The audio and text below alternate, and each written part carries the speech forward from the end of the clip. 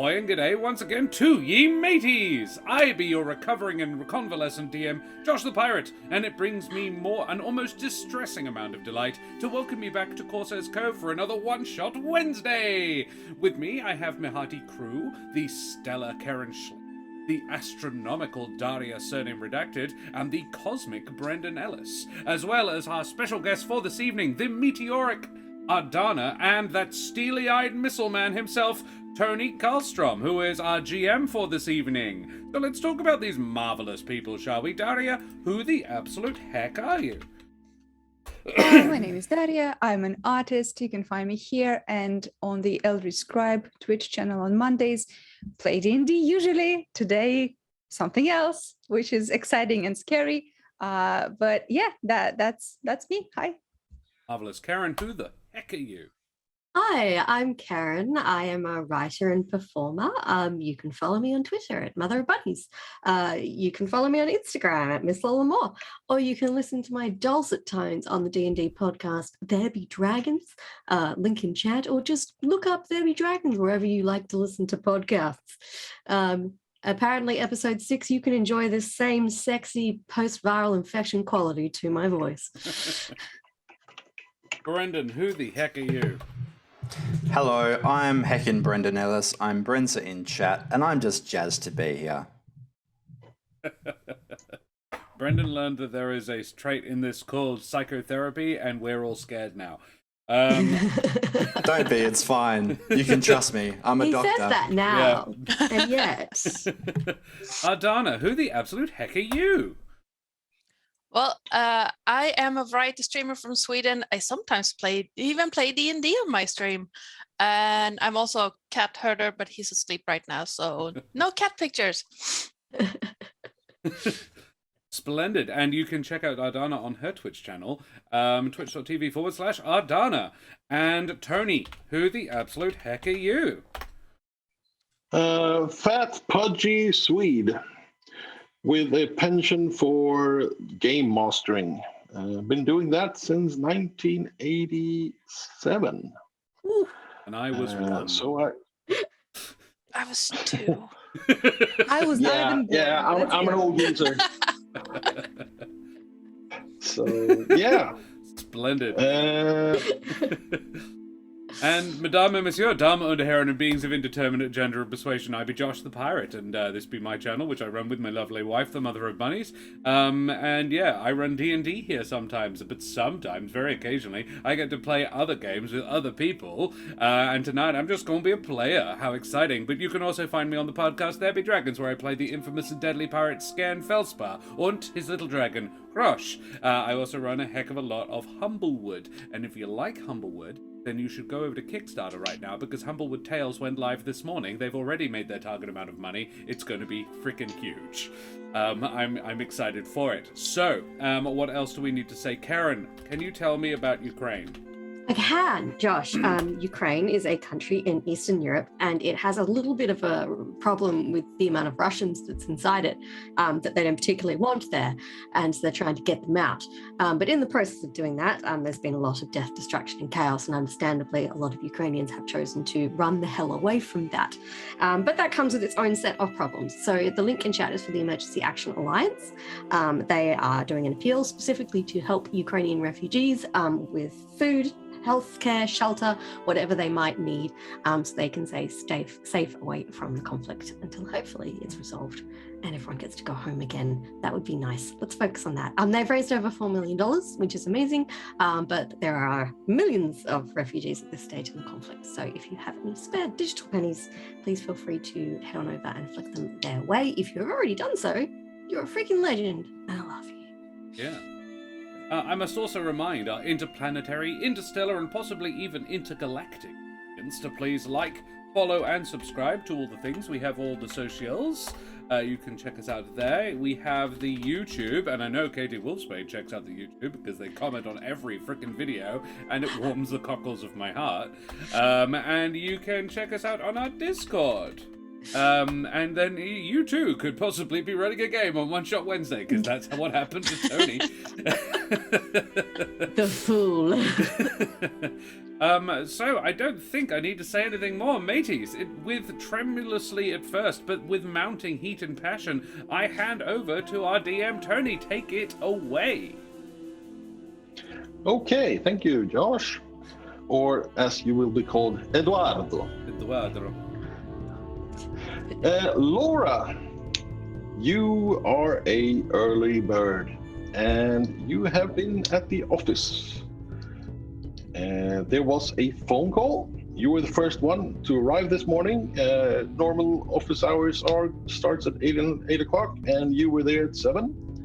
And during the early hours in the morning, you got a call out for a detective from the district attorney's office, and that's you, because you were alone at the office. When you arrive at the scene, there's a patrol car and 2 officers, police officers, and they look kind of bored. They're just standing, hanging outside the car, and they're looking at you. Okay, now what are we going to do? You're the new girl in town. Oh, well, I'm gonna feign a confidence I may not 100% feel, and kind of go over to these 2 guys, be like, "Morning, officers. Detective Westwood, you called for me? Care to tell me what's going on here?" One of them holding a nondescript Star-Lord's coffee cup. I don't think I can use the brand name that we all love and hate. And he looks like, okay, there's a dead body over there. He's holding something in his hand.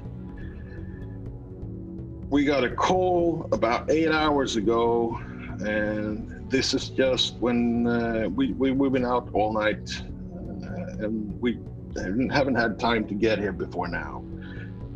Right. There's your scene, and that's your job, not mine.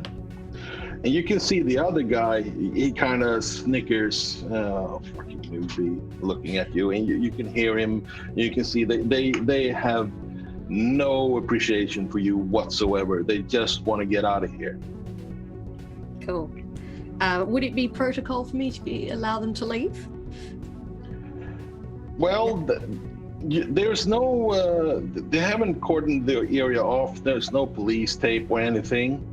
On the other hand, you can't really see any other people. It's just the 3 of you, as far as you can see down the alleys and streets. It's early in the morning, but you know, this city never sleeps. So where is everybody? There's no media, so okay, maybe. It's kind of your decision, actually. Right. Well, you guys tape it off, and I'll go have a look at this this corpse we've got on our hands. Oh, and you can see the guy with the coffee cup. He goes, "Oh fuck." Okay, and they both start bringing out gear to cordon off the area, and they're not happy having to do this at all. And while they're doing that, you can see the body. Did I send that picture? No, I didn't. Did I? Hold on, I need to send you a picture. Ooh, I get a picture of a corpse? Excellent. Yes. That's the kind of wholesome content that we often have here at Corsairs Cove. Subscribe for more. Sometimes we could throw the corpse into a tar pit. Shut up. Yes, this particular picture that I just sent you on Discord, instead of a gun, the victim, instead of a gun in his hand, he actually has a little brown bag. That's the only difference. And of course, in the middle up there, there's an Earthrise, because this picture is actually from Luna City. It would be a Phobos rising in the horizon, not Earth. And well, other than that, that is what you see. Okay. He's got a big suited old man. bullet hole in his face. And Yep. there's a criminal. Catch him. No, Yeah, I was gonna say, that's very one of the cops. convenient. That's really easy. Yeah, that's actually one Yeah. of the cops. The cop did it. Book him. So, Would I have a camera on me to take pictures, or would that be someone else's job? you do, but normal situations. The setting. Think 1947 Los Angeles, post-war. When you have a suspect, there's no such thing as Miranda rights or anything like that. You beat confessions out of suspects. Excellent. Yeah. So technology level is also late 40s, early 50s. I think that a lot of technology has been forgotten due to war. So that's the mindset. We forgot about that before we started. I'm sorry, Josh. But he's holding a little brown bag. I would like to Did have a look something. at this brown bag. So I would like put my gloves on, I'd take a photo, and then I would very carefully kind of like pull back the edge of the bag to see if I can see in without picking it up. Yeah, okay. It's filled with translucent pills. Do I recognize them? I suppose, like you know how like some like it's the first example that comes to mind. But you know Viagra. It's a very distinctive looking pill. Like, Yeah, exactly. The Viagra pill. You're like, What oh, you can do is we can do the first skill test of Ooh. the evening. I So you can do either or. You can go to intelligence education on your character sheet, or you can use medicine, the one that you're best in. Okay, so intelligence, education. Sorry, can you run those by me again, just so I can? Intelligence education or intelligence medicine. Education, intelligence, medicine. Okay, I'm better at intelligence education, so I have expertise Yes. in that. Okay. We will do that. Then you roll 2d20, and you look at your target number, and you roll equal to or below. Equal to or below an 8 is what we will be aiming for.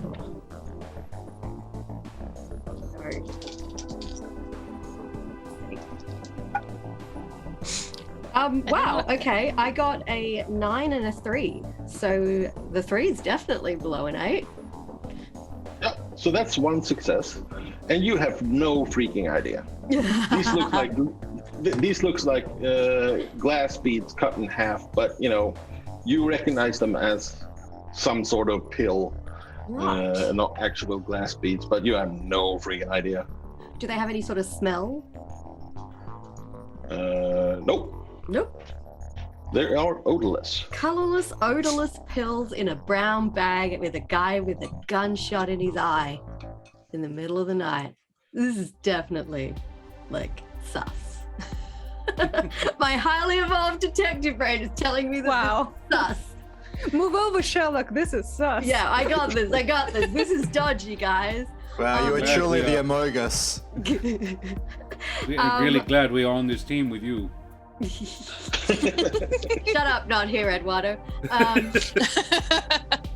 So, Tony, I would like to carefully kind of pat him down to see if he has anything in his pockets, mayhaps. Okay, do a awareness observation. Excellent. I have expertise and focus in this, so I just have to get below a 12. Nice. Also, don't forget that you can buy extra dice. I do need to remember that. I got a 4 and a 3. So my low rolling for once is working in my favor. So good times. I like this game already, guys. No Will Wheaton curse on you, in other words.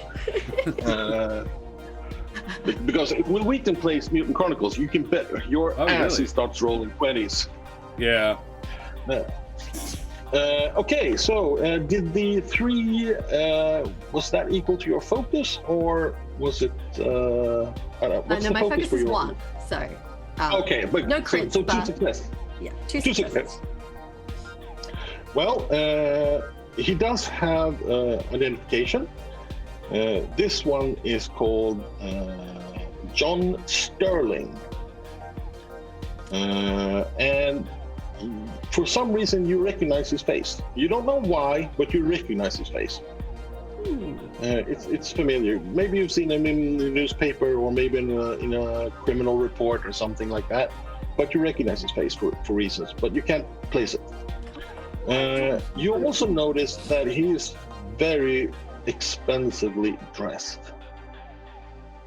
With 2 success. His clothes. This is East Side, and you know, this suit he's wearing is way too expensive. Right, he's overdressed for this part of town. Absolutely. Interesting.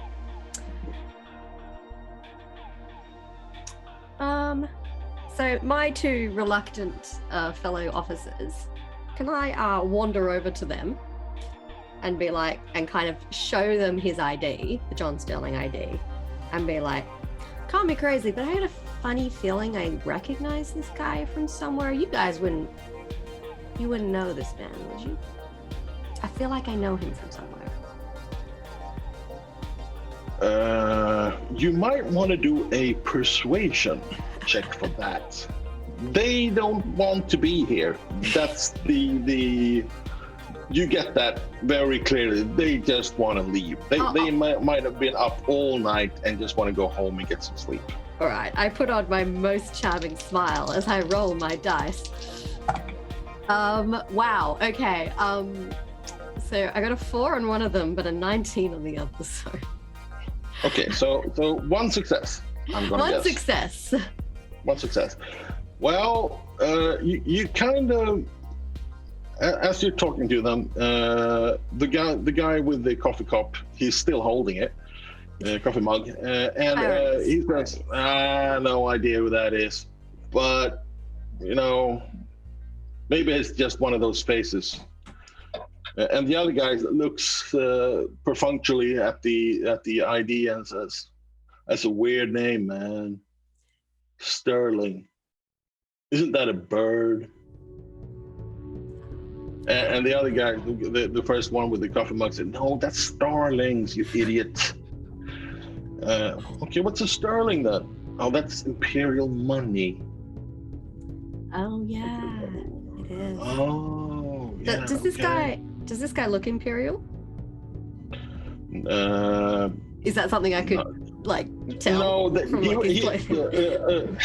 The difference between a Capitolian or an imperial would be they are European-ish. Yeah.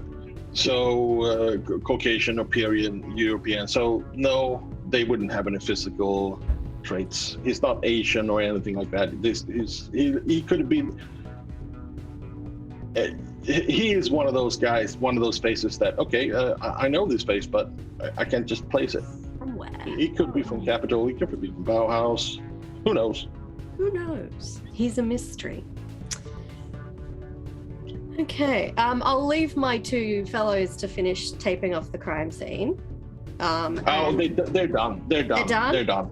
Cool. Yeah, they cordoned off maybe 50 square meters or something like that. Not a very big area.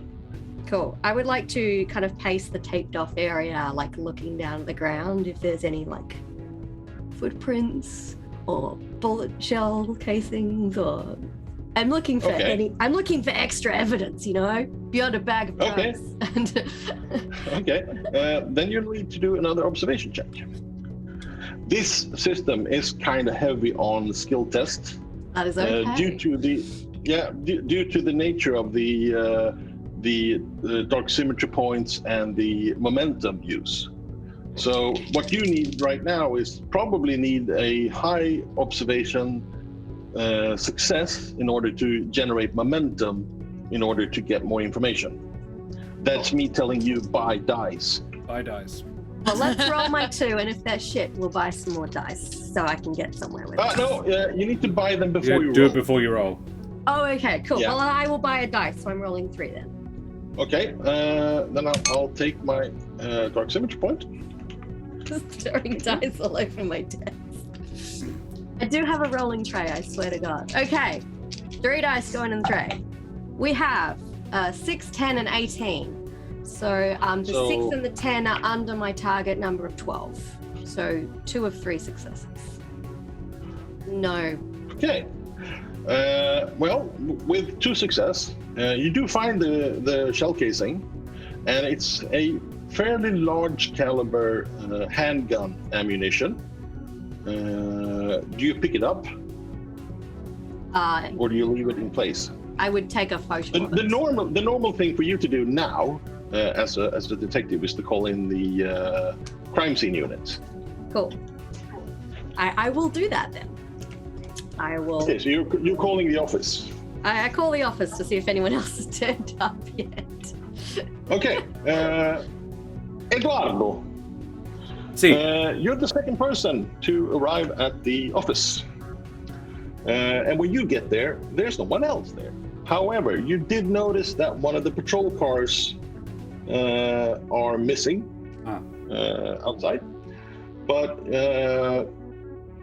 you're the first person apparently at work, which is strange for you. And as you are making coffee, it's morning after all, a few other people are starting to trail in. Elliot, you are the third person to show up as Eduardo is making coffee. And Bethany, you are the fourth. And none of you knows anything where your boss is at the moment. But as the 3 of you are there at the office, the phone rings. And who is answering the phone? Eduardo would like dive for it. Okay. Hello? Of course it is. Crime scene so investigator Laura, office. Do it with an Italian accent. Buongiorno! I was aiming for Spanish. It's as close as I can get. Okay. That'll do. Channel Manuel from Faulty Towers. See? Good morning. This is Detective Westwood. I got in a little early and I've had a call out for a corpse in the street. And we definitely have a crime scene down here. He's got a big old bullet hole in his face and he is very fancily dressed for this part of town. And, see. And I think he's carrying drugs. So if I could get a little back up down here. Maybe. Alright, I gather ready want to go there. We come back down. We join you, okay? Okay, that'd be great. I'll hold the fort. Thank you. Nice to meet you, Laura. I'm Eduardo. And then I hang up. I'm going to assume that Laura gives Eduardo the address. Yes. Sure. I'm nice. Eduardo just jumps in his car and The like... phone rings again. Wait. I'm at the corner of... see. The crime scene unit has a little van. Think CSI or NCIS van, where with some lab equipment and stuff that you can do. And Eduardo, you know that you have a sort of partner in Elliot Schmidt. That's supposed to follow you around or be part of your team or something like that. So can I just ask, have we met, or is this literally our first meeting? This is, you've all been informed about each other, but this is the first work day together, and you have never met in person before. Okay. So, you might be Elliot? Yeah, that's right. I heard you say Eduardo. The third person in the room is a woman, so it's a good bet. Yeah, that was my assuming. And you are what, Bethany or Jessica? And which one is there? Is it Bethany or Jessica? it's, Who's the other one? Jessica Sullivan is the one that's there. Yeah. Bethany Stevens hasn't shown up yet. Yeah. And Jessica is a big woman. She has arms that is bigger than your thighs. She is huge. Cool. She is huge. Does she have Hello. a She is number? quite. She is quite intimidating. Hello. I'm Eduardo. Nice to meet you. You are? Well, name's Jessica. See? Nice to meet you, Jessica. We have cola. Do you want to come? Guess I should. I think this is the point of us. Okay, Yeah. let's get going then. Elliot is he's wearing a suit that's too nice for this neighborhood, and he puts away his notebook that he was scribbling in. Who's driving? I'm happy to, but I don't need to. Why don't you show us your skills behind the wheel, Eduardo? Okay, see. Eduardo is wearing like a faded jumpsuit. It looks like he's probably had it since since his late teens. And he is sort of festooned with equipment pouches and belts holding up various packs and tools and kits like that. But he is not armed. He jumps in behind the wheel of this truck and says, "Hop on in then, eh?" Jessica is dressed in what could have been easily mistaken for riot gear, but when you get closer, it's like, oh, it's just your outfit. Okay. It's not armor, that's pecs. Yeah. Yes. It's got natural armor. Yeah. And as she gets closer and shimmies into the van, you are a bit surprised at how quietly she moves. Whoa. Despite, the size of her. The van sort of creaks as she climbs in. Yeah. Yeah. I've already decided She's not a head taller than the rest of you. Yeah. Eduardo has Jessica to... Sullivan is. I'm gonna make sure I bring all my appropriate equipment since this is a crime scene, and crime scene investigating is what I do and what I imagine all this equipment is for, so I make sure not to leave that behind. Is that... I would assume that was in the van. Yeah, pretty much. Also, here at the office building, you do have an actual lab. You don't have a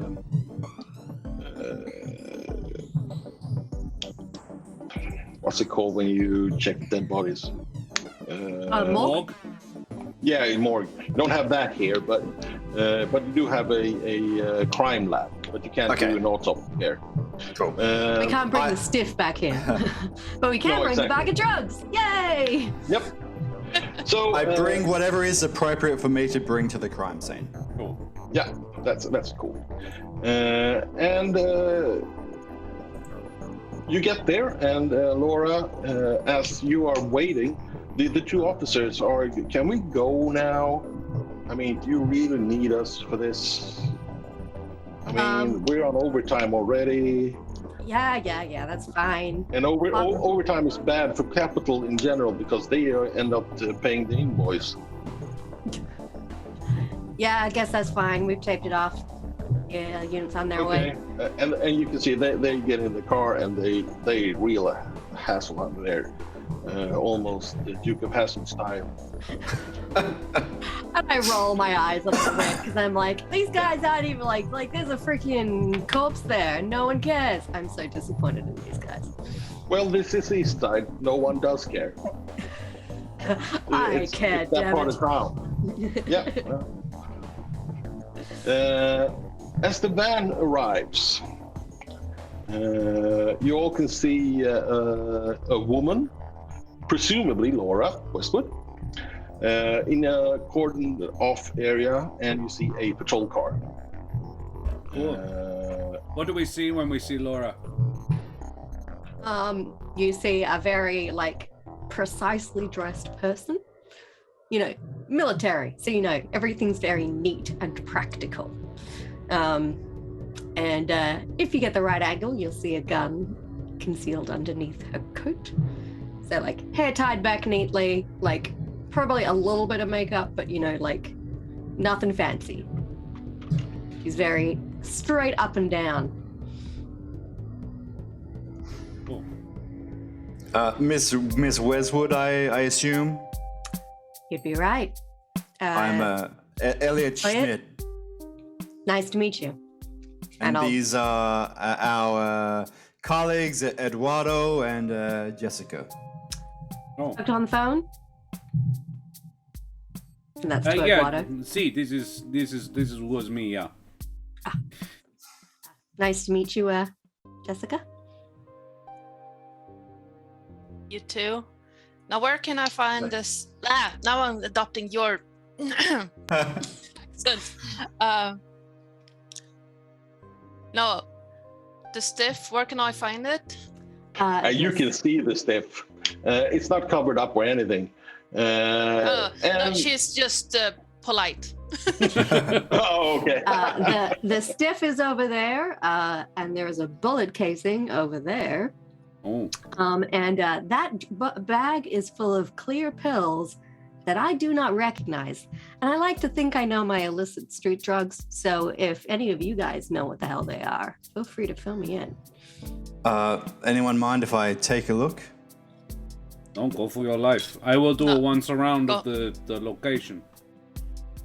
I'll trail Elliot as he goes over to the body, and I'll be like, also, I can't quite shake the feeling that I know this guy from somewhere. His ID says his name is John Sterling. GM. I'll just stop you there. We'll start with you, Elliot. Why don't you do a observation for me? Awareness observation. Okay. My target is 11. So let's see how I go. I'm gonna buy a third dice, please. Okay. Okay. Well, I rolled a 20. Nice. I rolled 2 4s, so I got 2 successes. 2 successes. However, the 20 does cause a repercussion. Repercussions can be done in 2 ways. I can use the scene to screw with you immediately, or I can take 2 dark symmetry points. I am going to screw with you immediately. Oh, good. Yes. Here's my That would have first been my impression choice. to all my Yeah. colleagues. All right, Elliot, let's see what you got. You bend down over the body and you take a peek at the little bag. And when you do, you kind of rip it. It's a paper bag. You kind of rip it because the stiff is kind of holding it, and you want to peek inside, and a lot of the pills just flows out over the body and down to the ground. And it's a lot of them. Oh, And shit. they're transparent. Oh, shit. Yeah, that's correct. And also, you have no freaking idea what these are. You did succeed with 2. You 2 noticed that his suit is maybe from the same tailor that you use. Yeah, that's what I was wondering. Maybe. His clip tie, however, does have the capital emblem on it.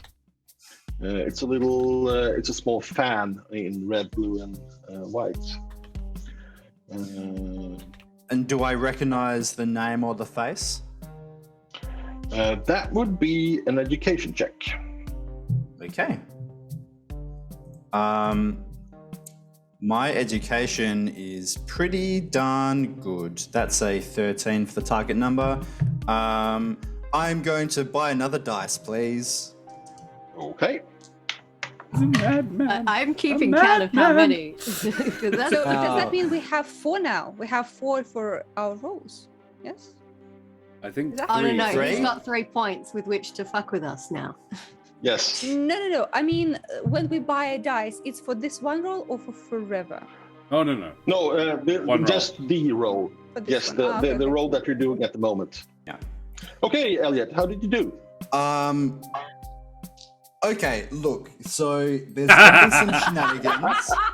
I got 1 success, 1 failure, and another 20. Oh, big But- roll Why there. now? I have the disciplined student talent, Ah. so it allows me, or it doesn't let me re-roll, but I can But- roll an additional d20. So I'm going to do that. Yes. You generate at least you one can't. success. Another If 20. you roll 20 on this dice, it doesn't cause a repercussion. Okay, good. Yeah.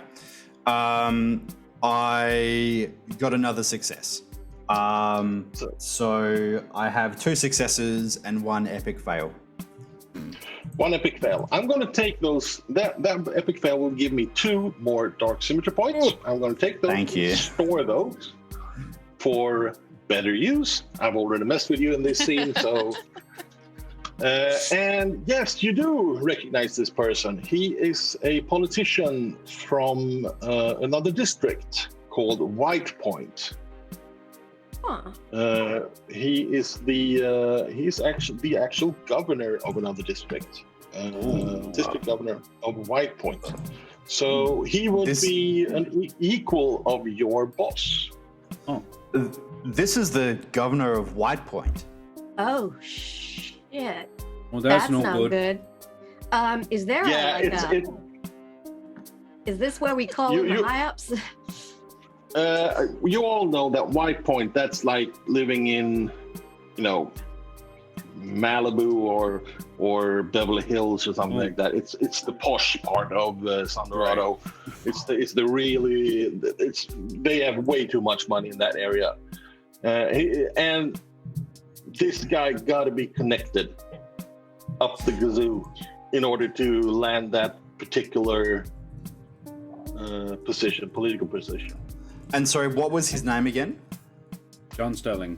John Sterling. And Sterling isn't a very common Capitolian name. It's more of an imperial name. So maybe he has family within imperial or something like that. Yeah. And Jessica O'Sullivan. Yes. I'm going to assume that you are all talking about this. Jessica went over to check out the. Okay. Then you wouldn't hear this. So I'm just going to assume that Laura and Elliot are talking because they are bent over the body. Yeah. And Elliot just spilled out the pills over the body. Over the ground. Yeah, and the bound. Exactly. Then you wouldn't hear this. So, Elliot, you do recall that a few years back there was some sort of political, something political in the newspaper about this guy, something concerning a hospital and something with drugs and a hospital, but you can't really. I need to look it up. However, you have a LoRa system. Sorry, not a LoRa system. You have a Sarah system and a Diana, which you could ask Diana to do a deep search, or you could just try to access your Sarah system to find a library if you want to. Whatever I think would give me better access. I would have thought that for newspaper clippings it would be Sarah, but however, GM knowledge would know better than me. You are a bit of an isolationist. This is capital, so your newspapers that you have saved in your Sarah system would be more pertaining to Cybertronic in general. Maybe something, but you've read this about this guy. Gotcha. So maybe put Diana on it to make a deeper search. However, you would need access to a computer. Okay. Which you do not have here. Okay, I do have a personal computer, but I wasn't sure if that was a laptop or anything. But that's It is a laptop. It's more of a suitcase, but you can. And since you prepared your van with equipment, I'm going to assume you have it in the van. Yeah. Okay, Ms. Westwood, I have something to go off. I'm going to get Diana to have a look into that. Is there? Oh, Diana's anything secrets are a secret. You don't talk about them outside right. electronic. Okay, I'm gonna have a bit of a look into this. Is there anything else that you feel like I should do a search up on while I'm at it? I'll leave that to your discretion, Elliot. I'm just gonna pick these up. I'm gonna start collecting up the drugs that are. You pretty much get a new brown bag and a little paper bag. Eduardo comes over with a plastic evidence bag and just says, actually, this is 1947, so you would actually use brown paper bags as well for evidence. Yeah. I kind of expensive. I stand awkwardly and I kind of go to help and then think better of it, and then I kind of stand awkwardly again, and then I just turn on the spot and go to the car and set up my laptop on top of the car. Yeah. Okay.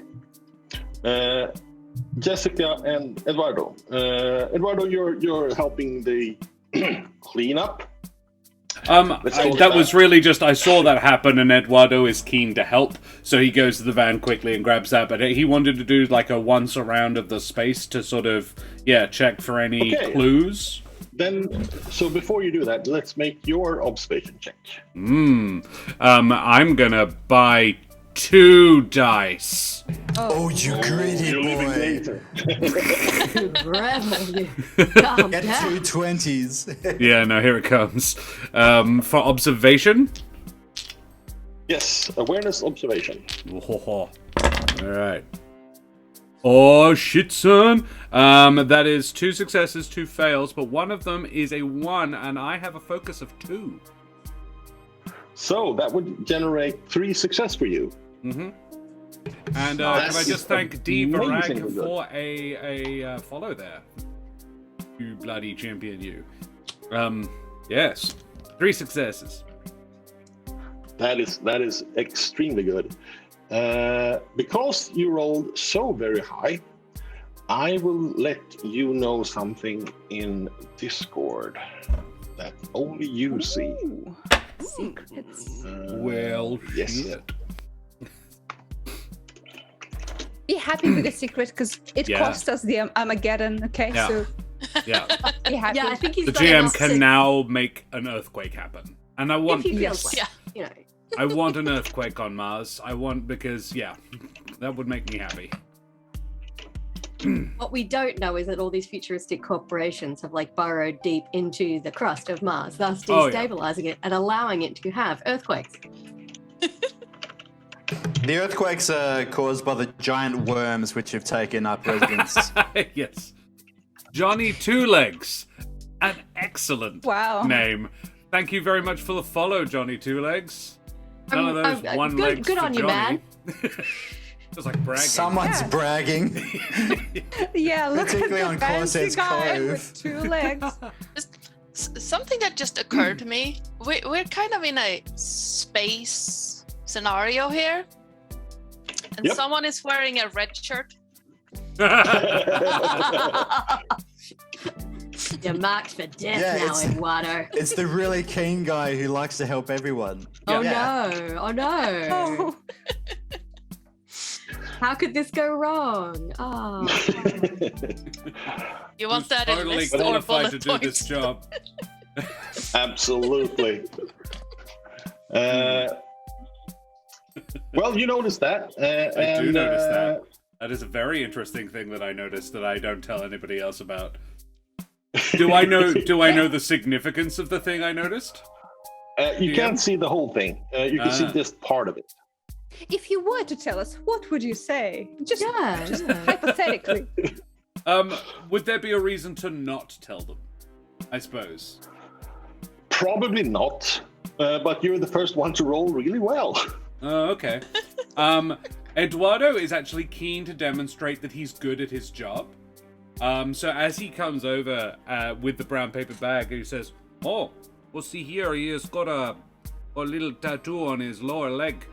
And he pulls out a pen from his... Oh, no, actually, he would pull out a wrench and, hook it into the hem of his jeans, or... Well, no, not his jeans, obviously, his pant leg, and lift the leg up to show this black snake tattoo.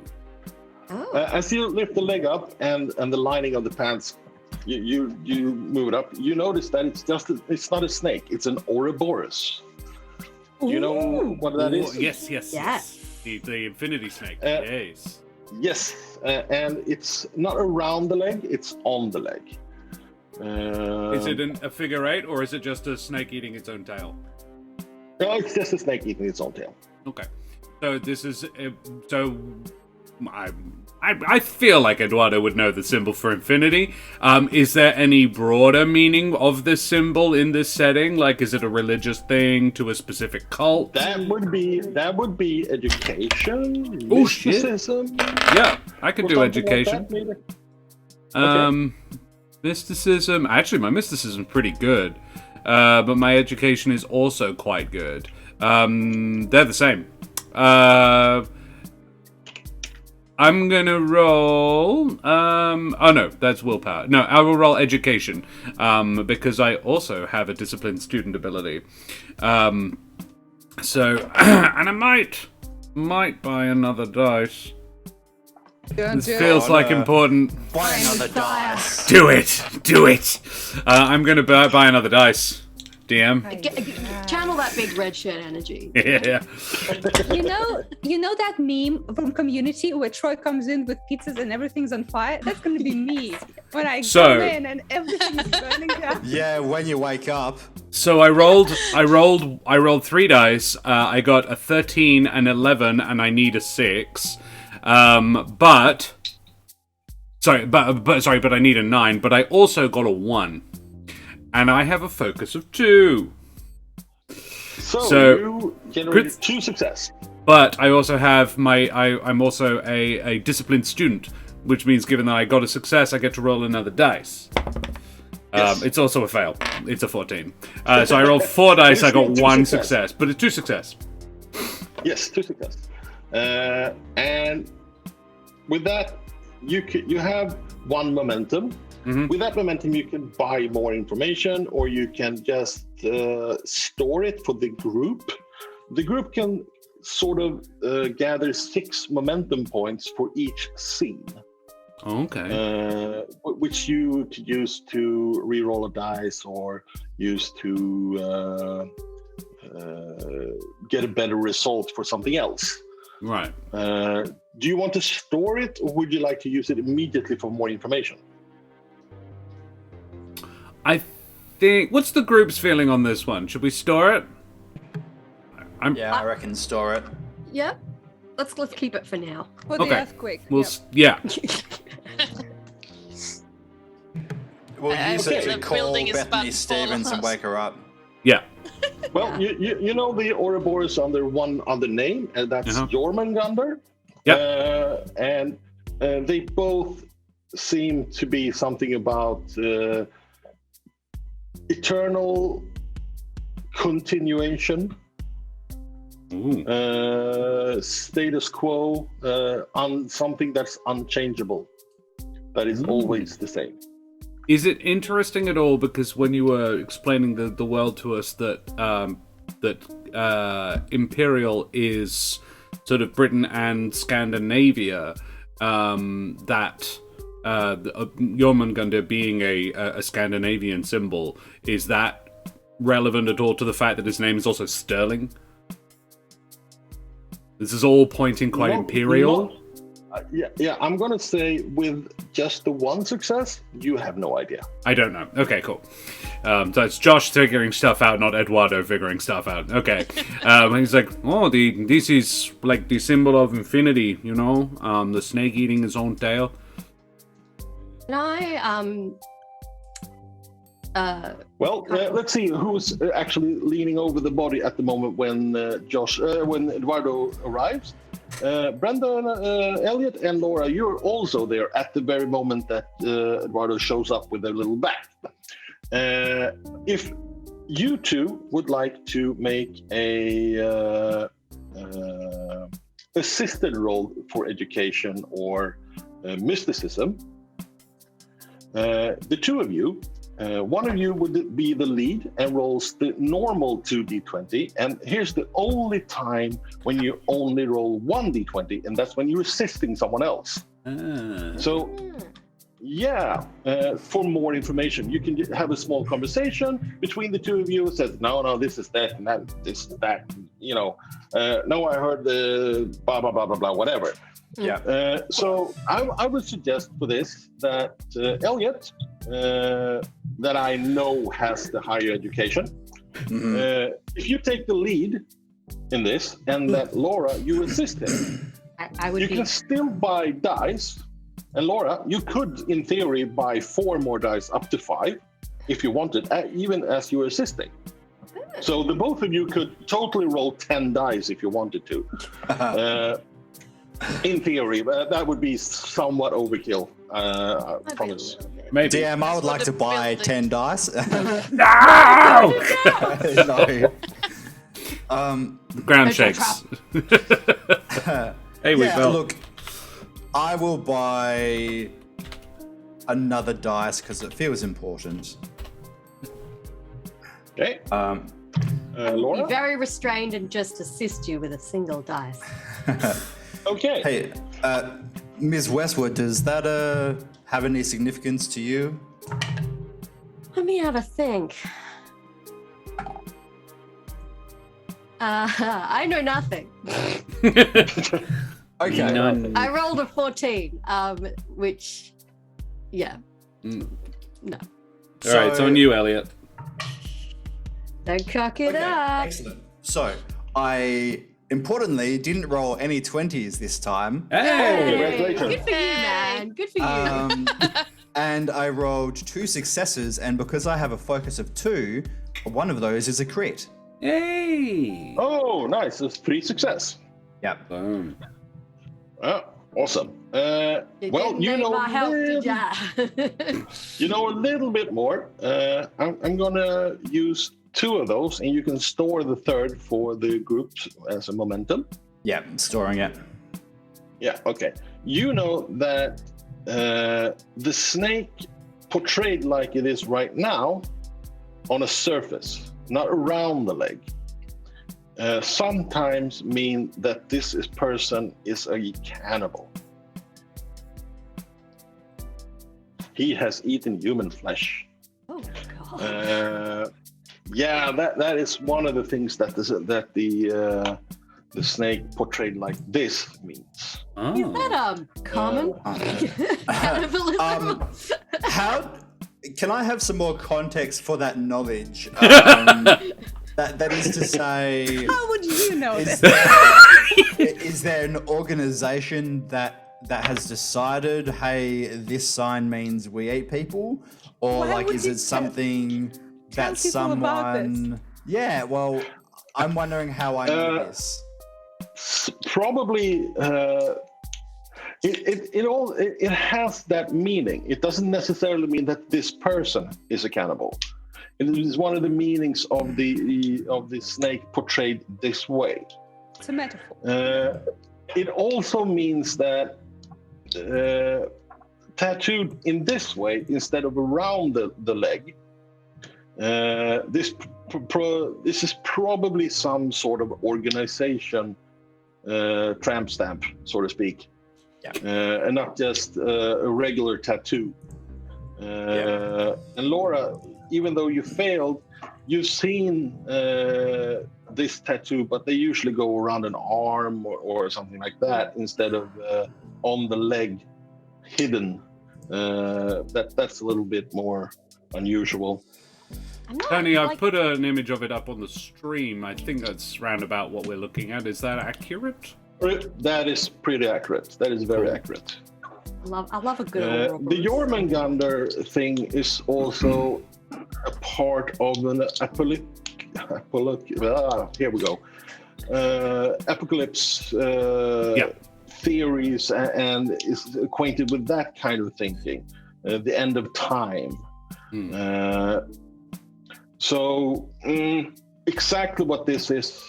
Yes, it's a Jormungandr, it's an Ouroboros. It can have several different meanings depending on in relation to other things. But you would give money for a secret society. One last thing about the tattoo before I share this verbally. Does it seem like is the tattoo professional? Oh, it's very. This is an expensive. Whoever made this is definitely an artist of high renown. Yeah. Okay.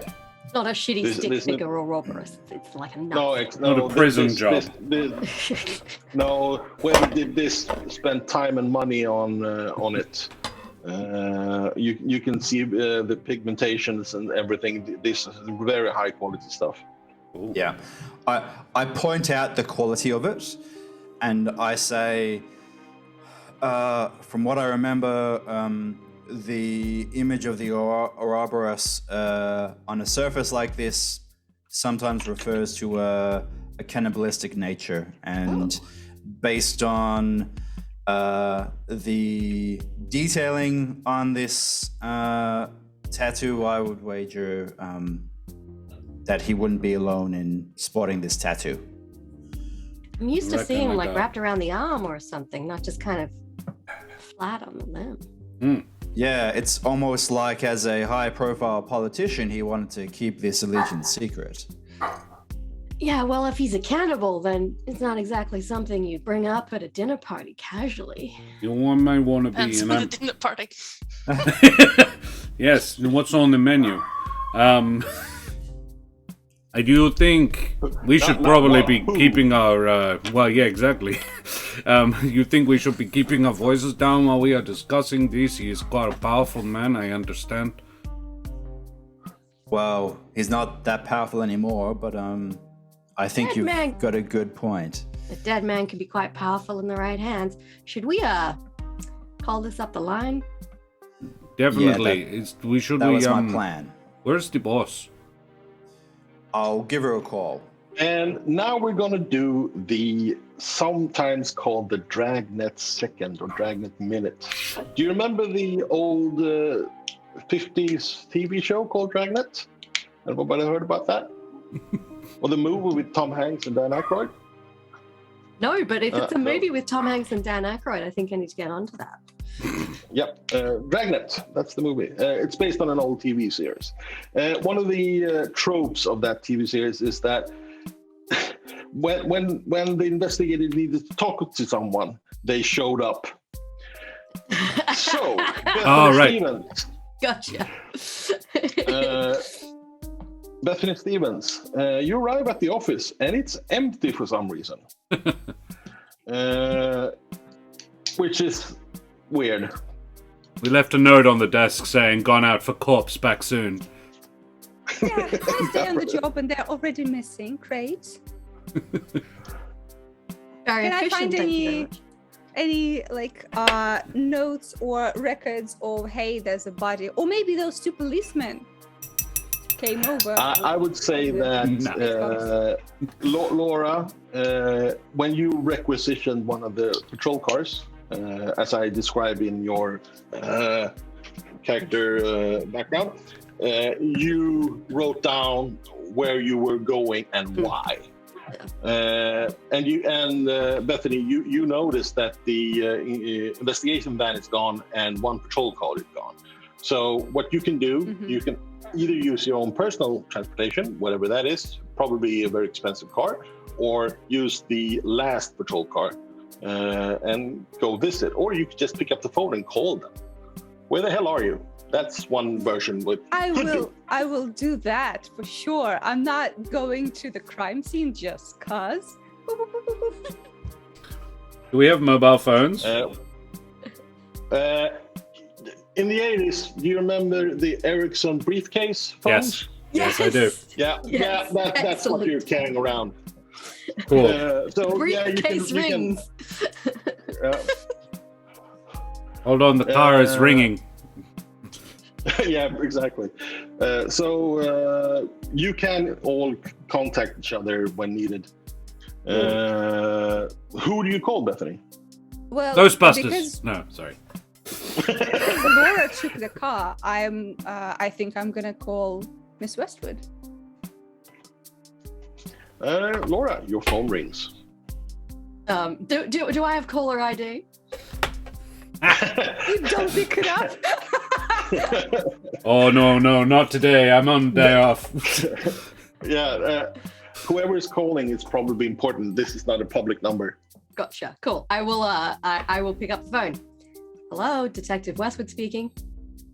Hello, detective. This is your boss speaking, Bethany Stevens. I come to the office expecting everyone working, doing their jobs, and no one's here. So I got in a little early this morning, and we had a call come through about a dead body in the street. So I went to check it out, and it's John Sterling, as in the John Sterling that's the governor It's the governor. Yeah. And someone shot him in the face. Oh, John Sterling. Well, he was dreadful at parties, so I'm not surprised. But on my district area, this is not good. Yeah, we were literally just talking about calling you to get you to come down because this is suspect, as you can imagine. Very sus. My education. Yeah. Well, are there any like passers-by or photographers or paparazzi? I don't really want to be next to another governor's dead body right now. No, it's actually disturbingly quiet around here right now. Like, I got here and there were literally the 2 patrol officers and no one else around. And like the team's down here now, but at the moment there's no media, there's no kind of people pottering around. It is disturbingly quiet down here.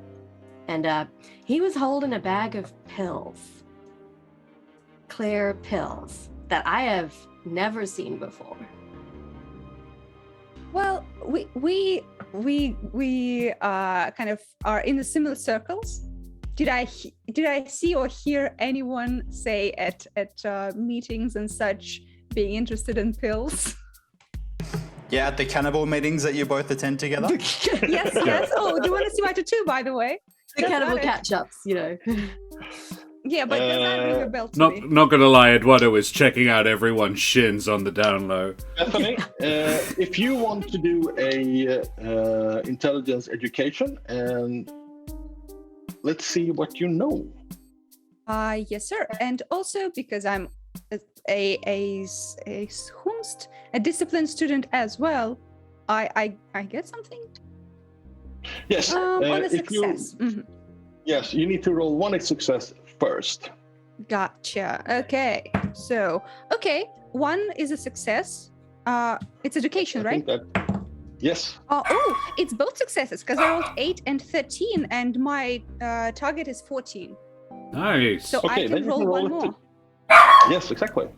Come on, big money. Oh, it's a 4, but my expertise is 3, so it doesn't do anything to me. Meanwhile, Jessica lifts her leg and just looks at Eduardo. Yeah, Bethany, you should look at your focus, not your expertise. So yeah, if you had rolled it's a still 1 or a 2. 2, yeah, but it's still 2 success. Yes. Well, he was involved in a scandal a few years back about he was part of the board of directors for a hospital. And there was, it turned out that the hospital was using illegal drugs to treat patients. It was a huge scandal, but for some reason, John Sterling came out shining like gold after that. One part is that he probably was one of the people that reported the problem. So, but he came out smelling like gold. However, gold smells, you'll have to ask the dwarf. Okay, But and was he made his political career against illegal drugs. So, pause from the scenario. What is an illegal drug in the corporate world?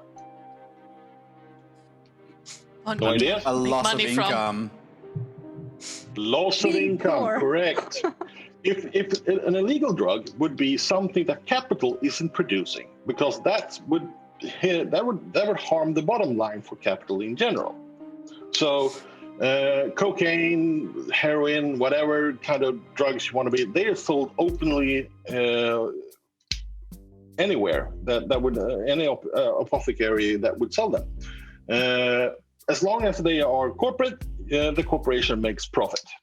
Illegal drugs are made by, backstreet alley laboratories or whatever. That's an illegal drug. Recreational drugs, they are common. You can buy them just about anywhere where you can buy drugs. Right.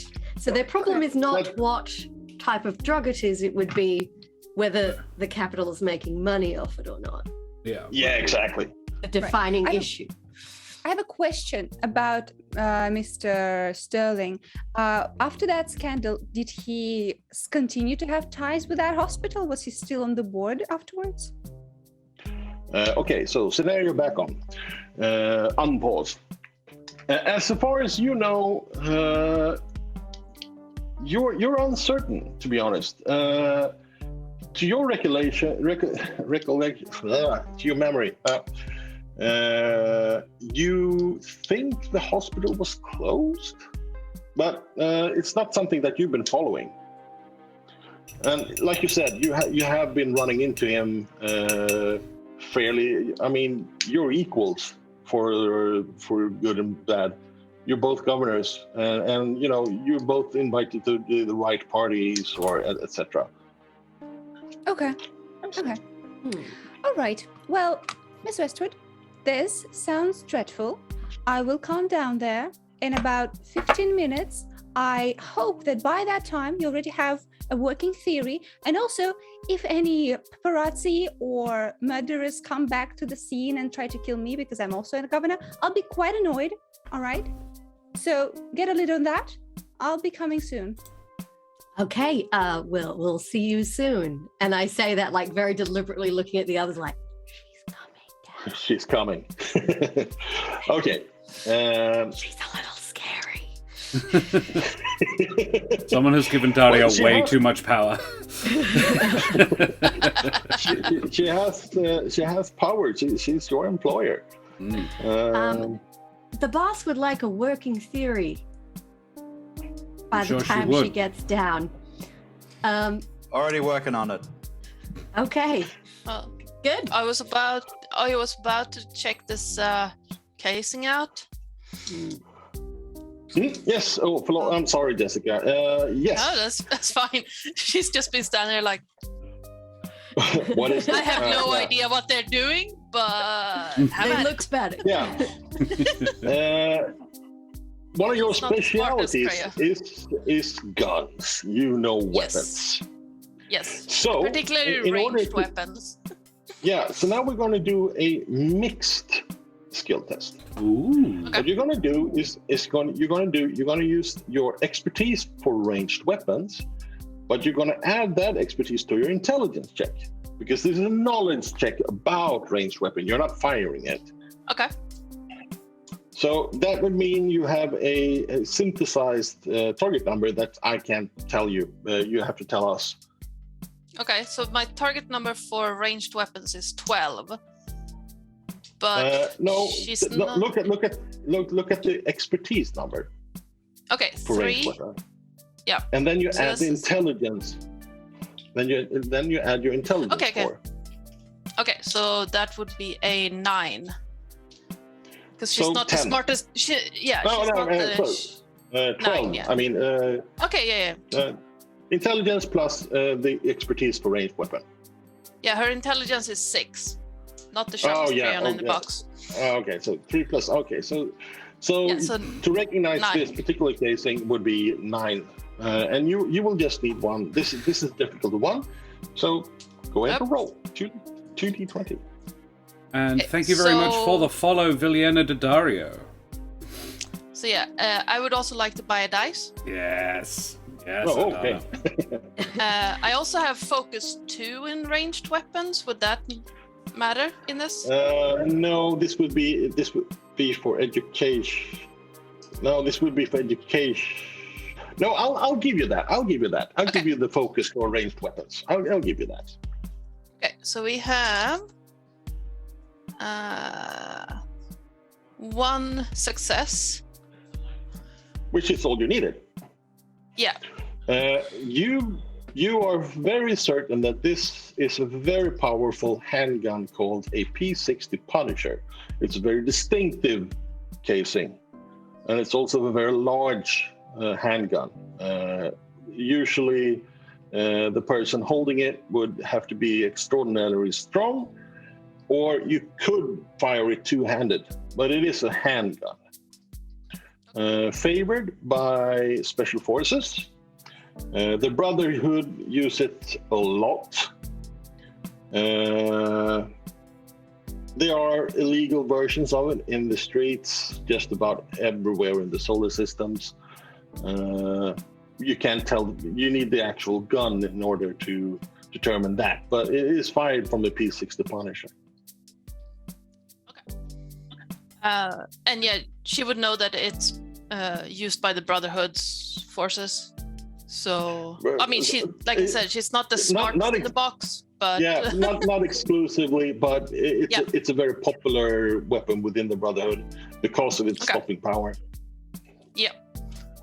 So she'll basically she'll take a pen or a pencil out of her pocket and lift the casing with, and then walk back over to the other group, and she'll hold it out to Elliot, or well, to anyone really in the group. And well, it would be the crime scene specialist, yes. Which you think is the guy with the wrench, maybe, or the guy with the expensive suit. Yeah, no. Knowing her background, she's gonna hold it out to Eduardo, with the guy with the wrench. And You'll find something, Jessica? so I recognize this. It's from the Punisher. Oh. It's a handgun. I could probably wield it one-handed, but you can't. Okay. So a big gun. It's big gun. It's common, but the Brotherhood likes it. Oh. Question then. Do you think this is probably a fair bet, but you say it's a big gun, big caliber bullet. Does this injury look like the sort of thing that would be done by it? Do you think this is the bullet casing? Would I know that by looking at it? Yes, you would. Okay, so I'd think so. Cool. Okay. Then that should go in and he gets a little paper bag and he says, "Thank you for this." And takes the bullet casing. He's like, "Evidence 1, 2." And he says, "Could you please show me exactly where you found it?" And he goes and makes he's making very precise notes. Like probably more precise than is truly necessary, like describing the area around it. Should we also be concerned that there is no one around? Just a casual suggestion off the top of my head. If it's a big gun, it might be a loud gun, and I don't know about you guys, but most people, if they hear a loud gun going off, they tend to run away. When was the incident called in to the cops? Well, I got the call when I got in at 7:30. But they said they got the call hours before that, but they didn't have time to get to it until then.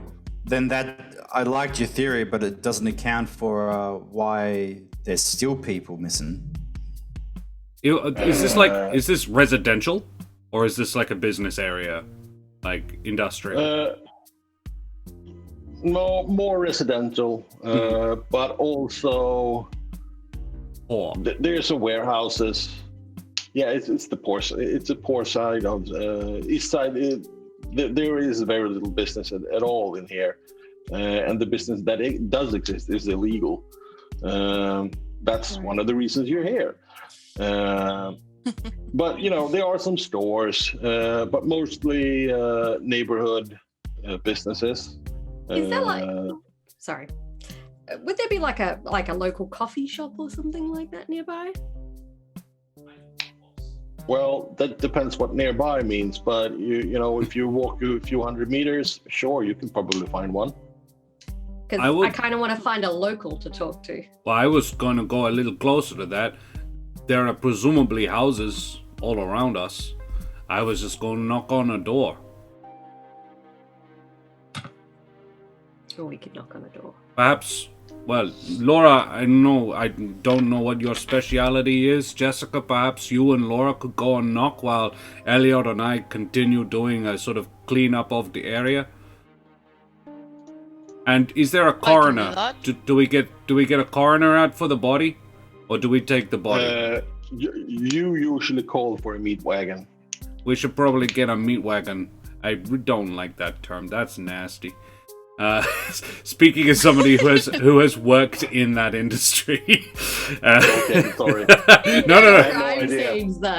I didn't go to crime scenes, but I was the person who went and picked up dead bodies. You did drive a meat wagon, technically. I did drive a meat wagon. Those all sound like sound ideas to me. Eduardo, do you want to call the coroner? Miss Westwood, Miss O'Sullivan, are you happy to knock on some doors? Yeah. I apologize. Are we going surnames or first names? We don't know each other. We should probably, I call you Elliot. I probably should know. What is favorite terms of address? I am Agnelli. Eduardo Agnelli. You can call me Agnelli or Eduardo. I like Eduardo. Eduardo it is then. I don't really care, just as long as it's some part of my name. Okay.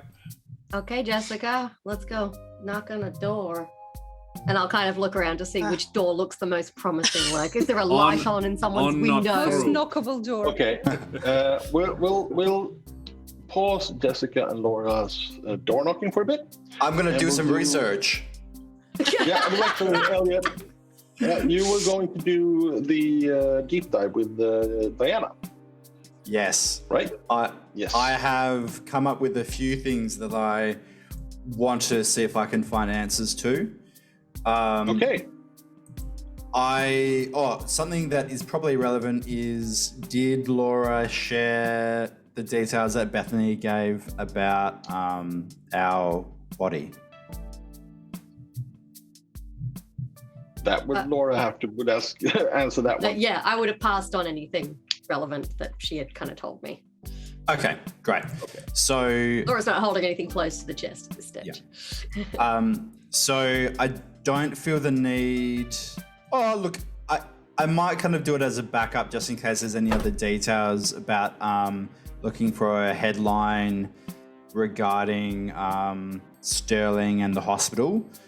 But something else I'm interested in is, and I may or may not have access to this kind of information, but if there is a higher than usual reported missing persons rate in White Point, or any missing people of high profile within the last few years, say the length of time that Sterling has been governor. And I have another question, but do you want me to do these one at a time? Let's do them one at a time. Let's begin with the,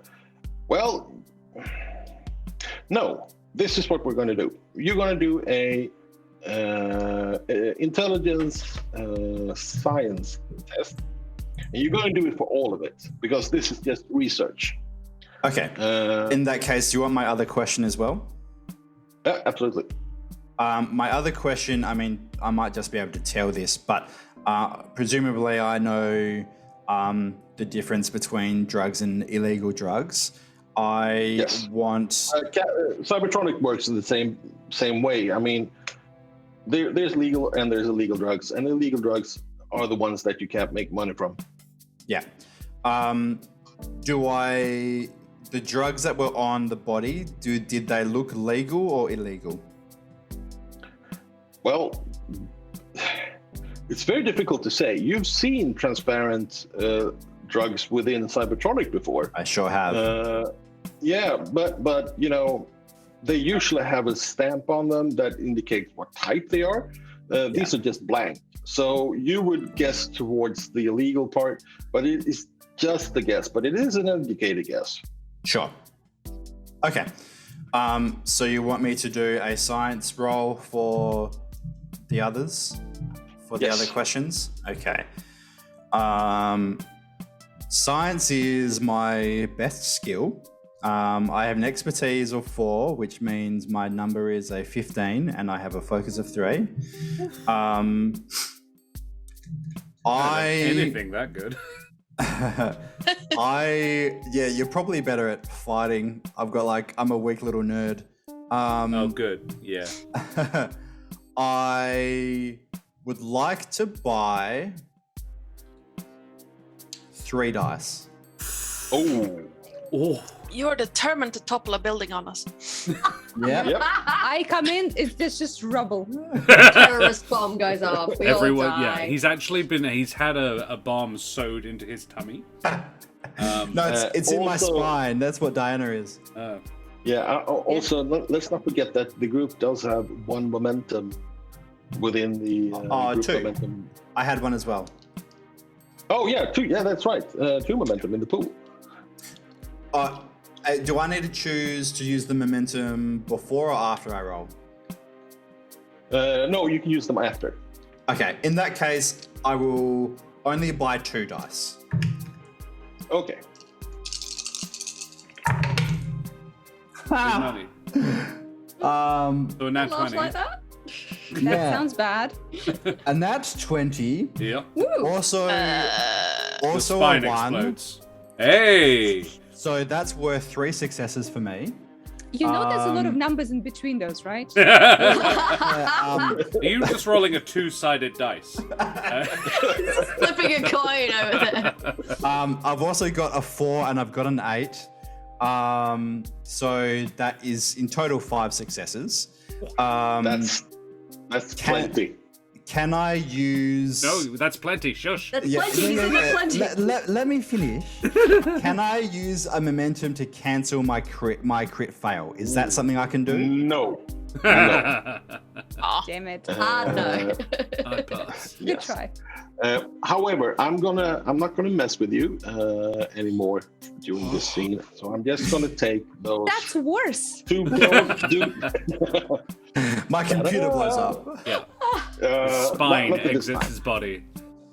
Yeah. Walks away. My soft gap. that again. Okay, the first question. Let's see here. The disappearance of people within White Point. Not noticeably in the last few years, not that you can determine. There is some crime, but White Point being very posh, only the very best police corporations work there. So it's a controlled area. So no, not that you can find. And also, you don't have access to all capital databases. Yeah. Not yet, anyway. That would be a hacking attempt, which you didn't do. And that would take a lot more time. That's nothing you can do just over. Sure. Can't do the Dragnet second for that. But the second question was? It was bringing up the news articles about the hospital and the governor. Oh, yeah. Yeah, to see if there was any other information that was left out of Bethany's explanation. After the scandal, the hospital was closed for a while. And then it was bought out by some subsidiary from Capital, within Capital, bought it out and reopened it together with the Brotherhood again. However, it was staffed by Capital citizens, not Brotherhood. The Brotherhood did have personnel there, healers mostly, specialized healers, and that's how the business should be today. If you. And can I just clarify, was it originally Brotherhood that owned it? Yes. Well, not 100%. Capital, since Sterling was part of the board of directors for the hospital, Capital probably had a stake in it in some way, or some back dealing with the Brotherhood. Sure. Okay. It would be strange to have a high-ranking political person from Capital within the board of directors otherwise. Yeah. Well, tell you what, with my many super successes, do I? Oh yeah, you did fill out the pool with another 4. Yeah, so it's full. You can't have any more than 6 in the pool at the moment. Do I get any other names of notable board members of the hospital? No, you do not.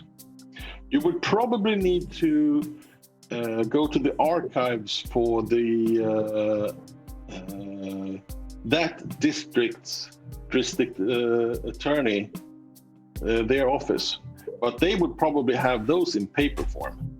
Sure. Okay. So, Bethany, as the rest of you are banging doors, Eduardo, what are you doing while Elliot is... he has a very shiny toy. I mean, that looks expensive, that machine that he's using. I would probably be able to guess that, given his dress, Elliot is a fancy and expensive person. So I'm not going to tinker with that unless he asks. No, I think Eduardo would actually be trying to figure out where the shot was taken from, bearing in mind the bullet casing, where that landed, and the angle the body slumped against. He'd be doing that. Yeah.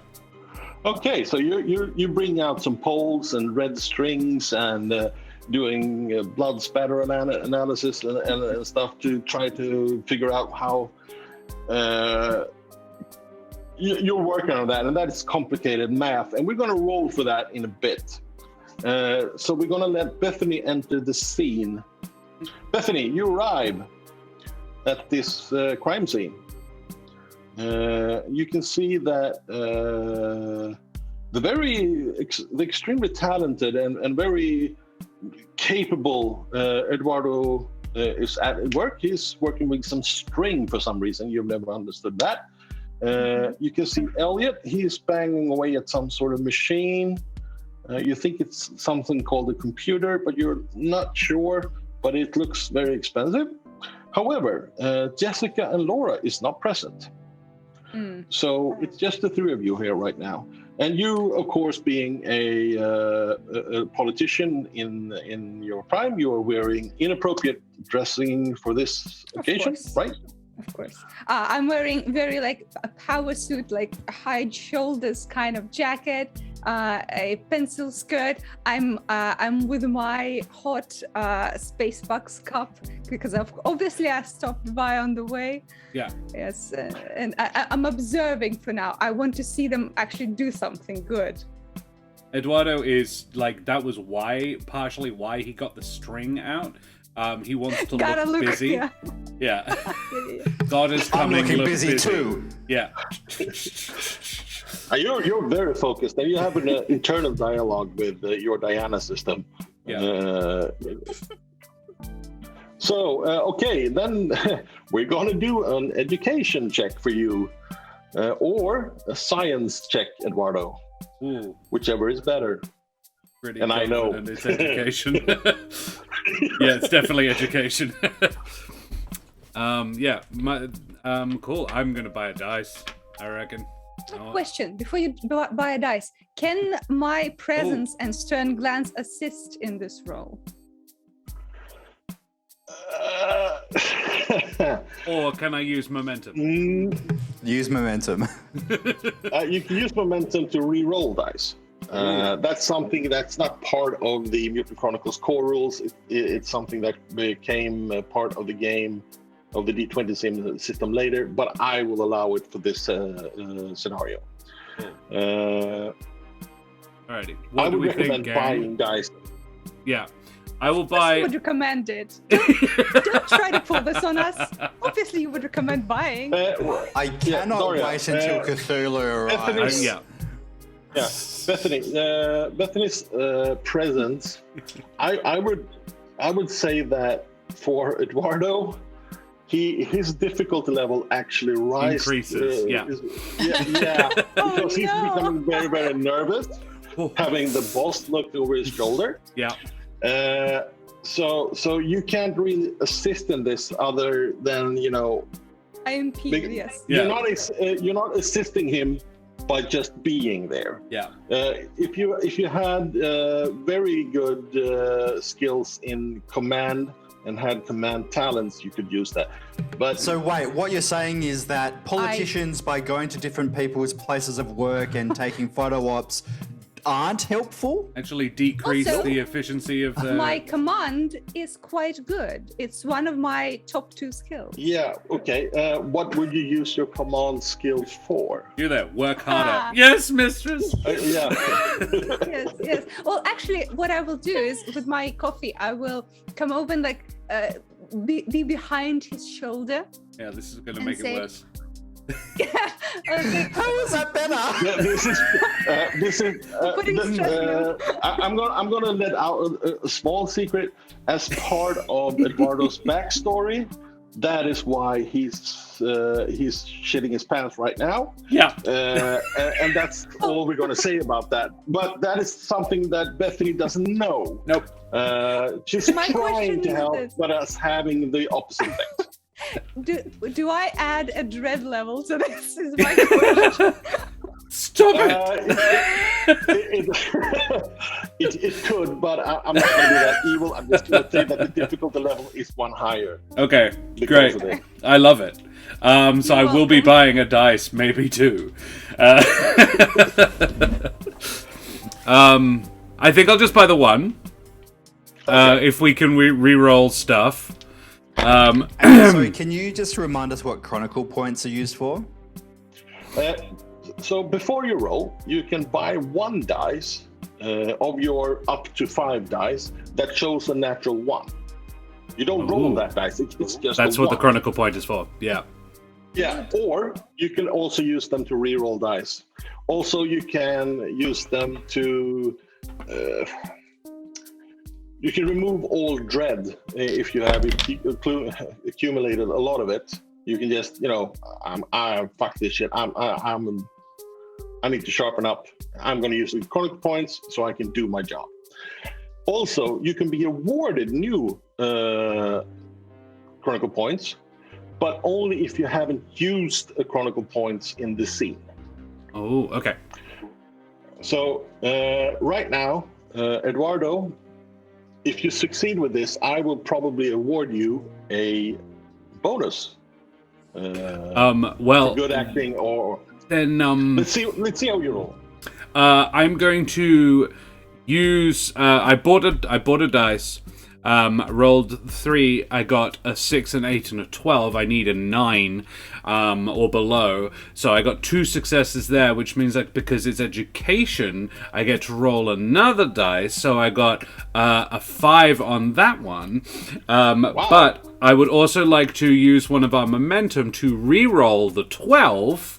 Damn. I did that, and I got a 7. So 4 successes.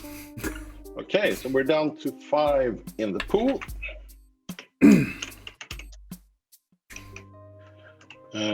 And after doing some math on a notepad, Make a crazy and wall. using several poles and strings and stuff, you determine that, you know, the shooter was fairly close to the victim. Mm-hmm. But he was probably a little bit taller. Uh-huh. You don't think that he shot from the hip. You're fairly certain this was an aimed shot. Yeah. But when I say close, I mean the victim actually has burn scars from the flash on his forehead. Right. So This- not very far. Oh, this was Elliot. Hi. You must be I actually can't. It's not him forgetting. It's me. You must be Miss Stevens. Nice to meet you. I'm Eduardo. So I've done a little math here. This was like point blank. And the guy was quite tall. I may be a woman, but my suspicion is probably a man, cause taller than this guy. Unless it was Jessica.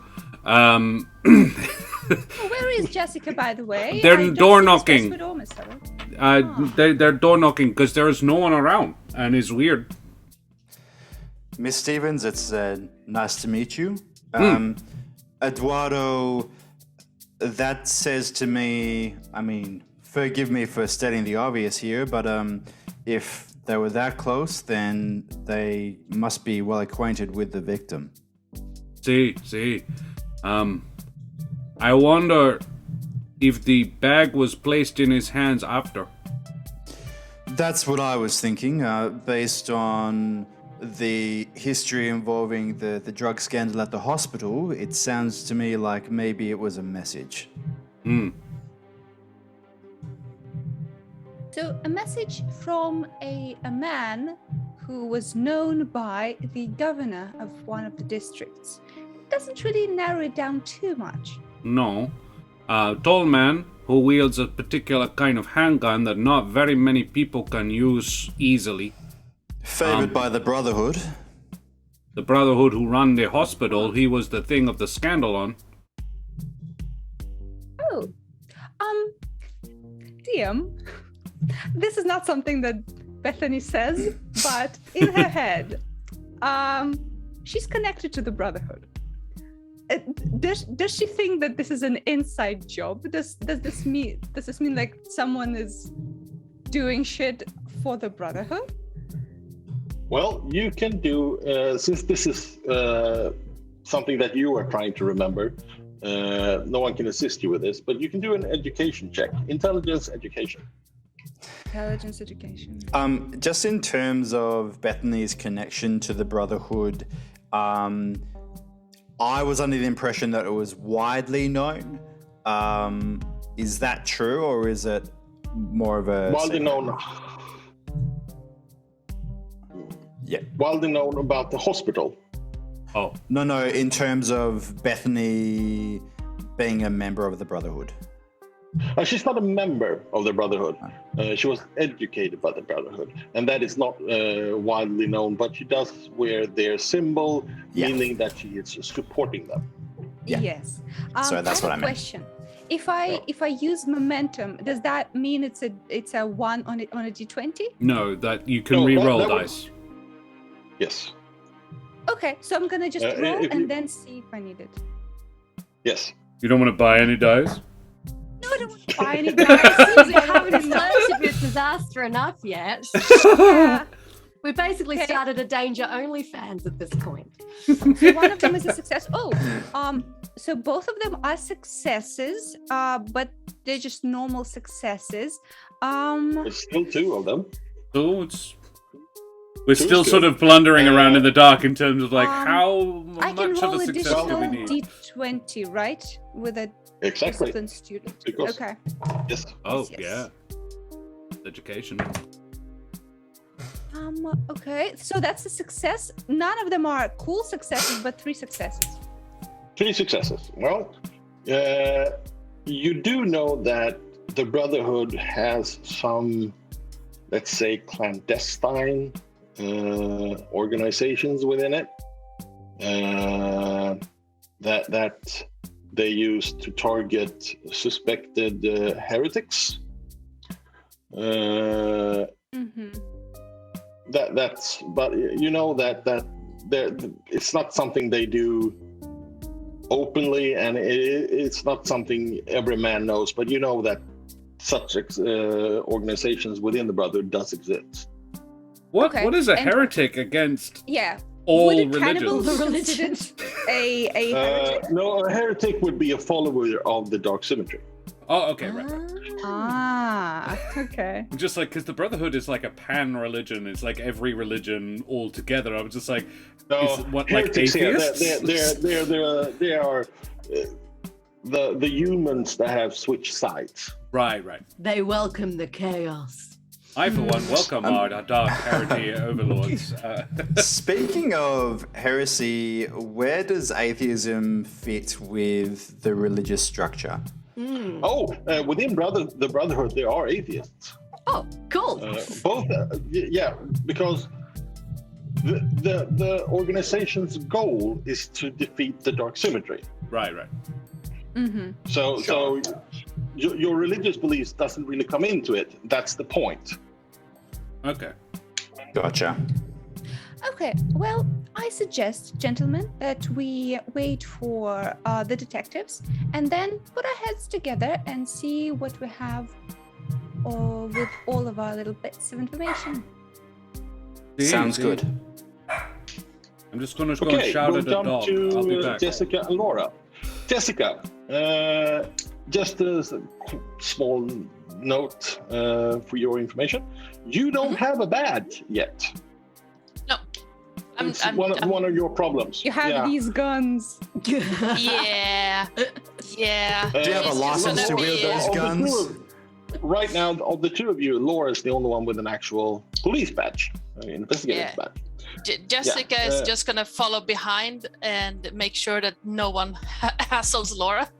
So they look intimidating for me, you know. Yes. She is the muzzle, and she is a head taller than you. Yeah. So, or is slightly physically intimidated by this, like, enormous woman who could wield a fucking Punisher with one hand. Ardanna. I won't be, but yeah. Don't be the quiet, brooding muscle. Be the active, inquisitive muscle. Oh yeah. Okay, she's so just gonna let, you're banging on some doors in the neighborhood. Yeah. And surprisingly few of them responds to you. Eventually, you end up at a small antiques shop. You think, at least. There's some porcelain cats in the window and porcelain dolls with elaborate dresses, handmade. Quite lovely, actually. And it's open for some reason. And you're standing outside. What do you do? I'm going to go in. How surprising. And like confidently as well, like I don't like crack it and have a look in. I'm just like, good morning. Good morning, citizen. Good morning, okay, so you come citizen. in. Please have police, yes? Yes. As you enter, you see an elderly lady. It's hard to tell in this area how old a person is because medical care and other reasons age people fast here. So this person could be in her late 40s or her maybe even a lot older than that. It's a little difficult to say, but you would call her an elderly lady at least. I'll be like, No, go ahead. I'll be like, good morning, ma'am, and I'd like do the little badge flap thing they do. It's like, I'm Detective Westwood. This is Officer O'Sullivan. I was wondering if I could ask you a few questions. Oh, okay. What's this all about? I have paid my protection fee this month. Does that mean something to me? Racketeering. Yeah, probably. Would that be to the police, or would that be to the local kind of? The answer to that is surprisingly yes. Corporate justice. Take your pick. Yeah, take your pick. I'm gonna play it cool and be like, "Oh, it's not about that. I was just wondering if you heard anything unusual last night." Well, I was in bed by 8, Mhm. but I did wake up when one of the cars broke down. And about what time was that? Well, it was dark outside and I needed to go to the bathroom. So I do not know exactly at what time it was, but it was in the middle of the night. Okay, and what did And you? that's my old lady voice. I'm sorry about that. It's great. Don't be Doing sorry. I feel like I should pay you for that. That was great. We were like, okay, and what exactly did you hear, notice? Well, I heard the old car broken down, and then I went back to sleep. It happens all the time around here. So you didn't hear any voices or a loud bang, maybe? Well, I just told you the car broke down. That's what woke me up. Okay. Oh, so I couldn't help but notice it's quite quiet out in the street there this morning. Not a lot of people around. You wouldn't know if anything's happening, would you?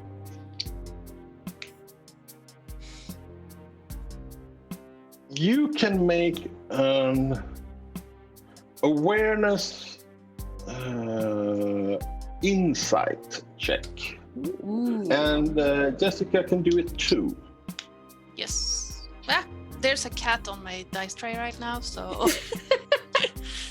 Excellent. awareness. I think that That means an doesn't auto give you any success. successes. Yes. Oh wow, I got 2 Oof. successes. Boom. Nice. Well, I got 2 fails, so that evens out. Now, Jessica is too enamored by the little porcelain cat, so she's not really paying attention. Laura, you realize that if you're going to want some serious information from this old lady, you're going to have to fork up some sort of cash and pay for that information. I will fish some kind of money out of my pocket and kind of like. Okay, let's take a look at your character sheet and see how many assets you have. I believe I have 2 assets. You can reduce it by 1. Okay. And then you do a persuade test. So to I'll see if you put can it down. drive her. I'll put it down on the table and I'll put my hand down on top of it so she sees it, but I've got my hand over it now. I'm just like, I'd really appreciate any help you could give us with this matter. It's quite important. Okay. And, let's see how good you are at persuading this old lady. We also just have momentum, just so you know. A bunch. Yes. persuade. I have expertise and focus. Excellent. Nice. Come on, babies. If I equal my target number, does that count as a win? Yes, that is a success. Equal or below. 2 successes again. Nice. Oh, awesome. I'm going to forego the old lady voice and just tell you stuff. Because I'm just looking at the clock and we've been at this for 2 hours. So Really? we're going to do this and then we're going to take a little break. How about that, Josh? Good idea. Yes. So she tells you that the clock was near midnight, definitely, and that she didn't really hear anything, just the one large little Bang. boom. Car breaking down. Yeah, the car breaking down. That's her go-to word for this area Gunshot. Cars break down all the time, and there's no cars here. So that's what you heard, and she has an apartment above the her shop here. But that's all you kind of get out of her, and that's the timing. And She didn't really have any. see anything because she didn't bother looking out because it happens all the time, and it doesn't involve her. No one's paying her to care. How mercy. So she doesn't know why the streets are so empty either. Well, she says, quite frankly, the people around here don't want to get involved with you. So So they're staying away. yeah. And she takes that $100 bill or whatever you offered up, and she, for some reason, even that she is old, she puts it down her cleavage. Hey, no judgment here. A pocket's a pocket. Yeah, exactly. Please don't just browse his pockets. So I think we'll do the pause there. Yep. Okay. And we'll Splendid. continue after. I have an idea for an opening when we get back, but Ooh. so yeah. Alrighty, well, we Okay, will go so for a short Josh. breaklet. Yes, thank you very much, Tony. I hope everybody's enjoying themselves. Guys, thank you so much for joining us in chat. Scrappy the Goblin, Nelderberry, good to see you. Vilenia Dario, thank you very much for the follow. And yeah, we will be back 5 minutes, very quick breaklet, to get to the bottom of this mystery. Alrighty, so say goodbye, everybody. Bye, everybody.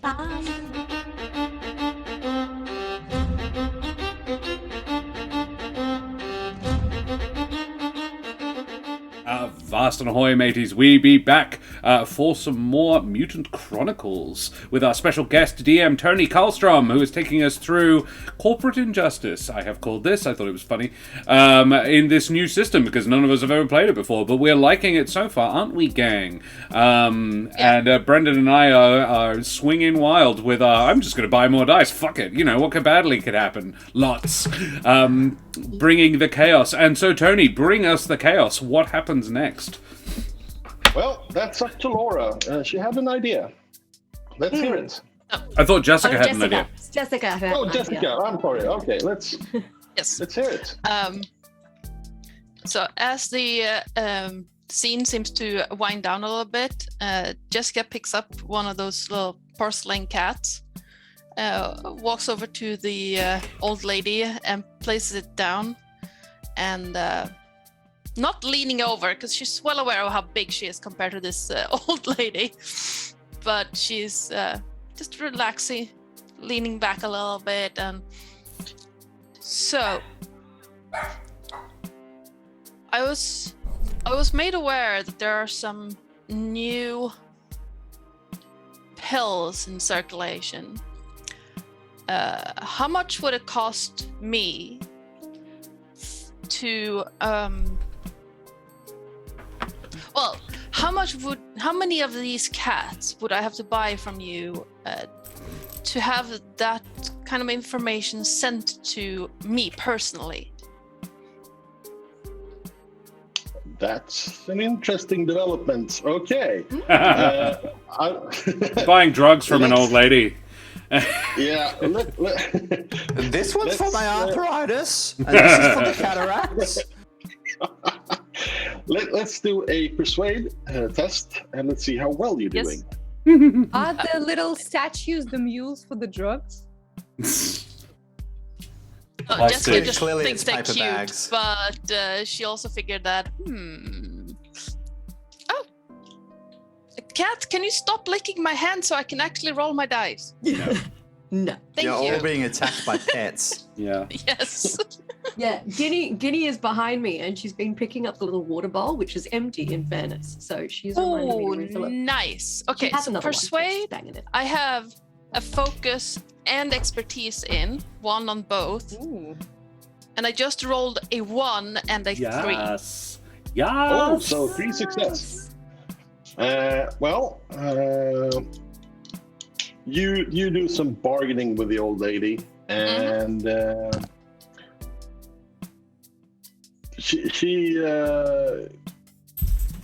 she doesn't know anything about the new drugs per se.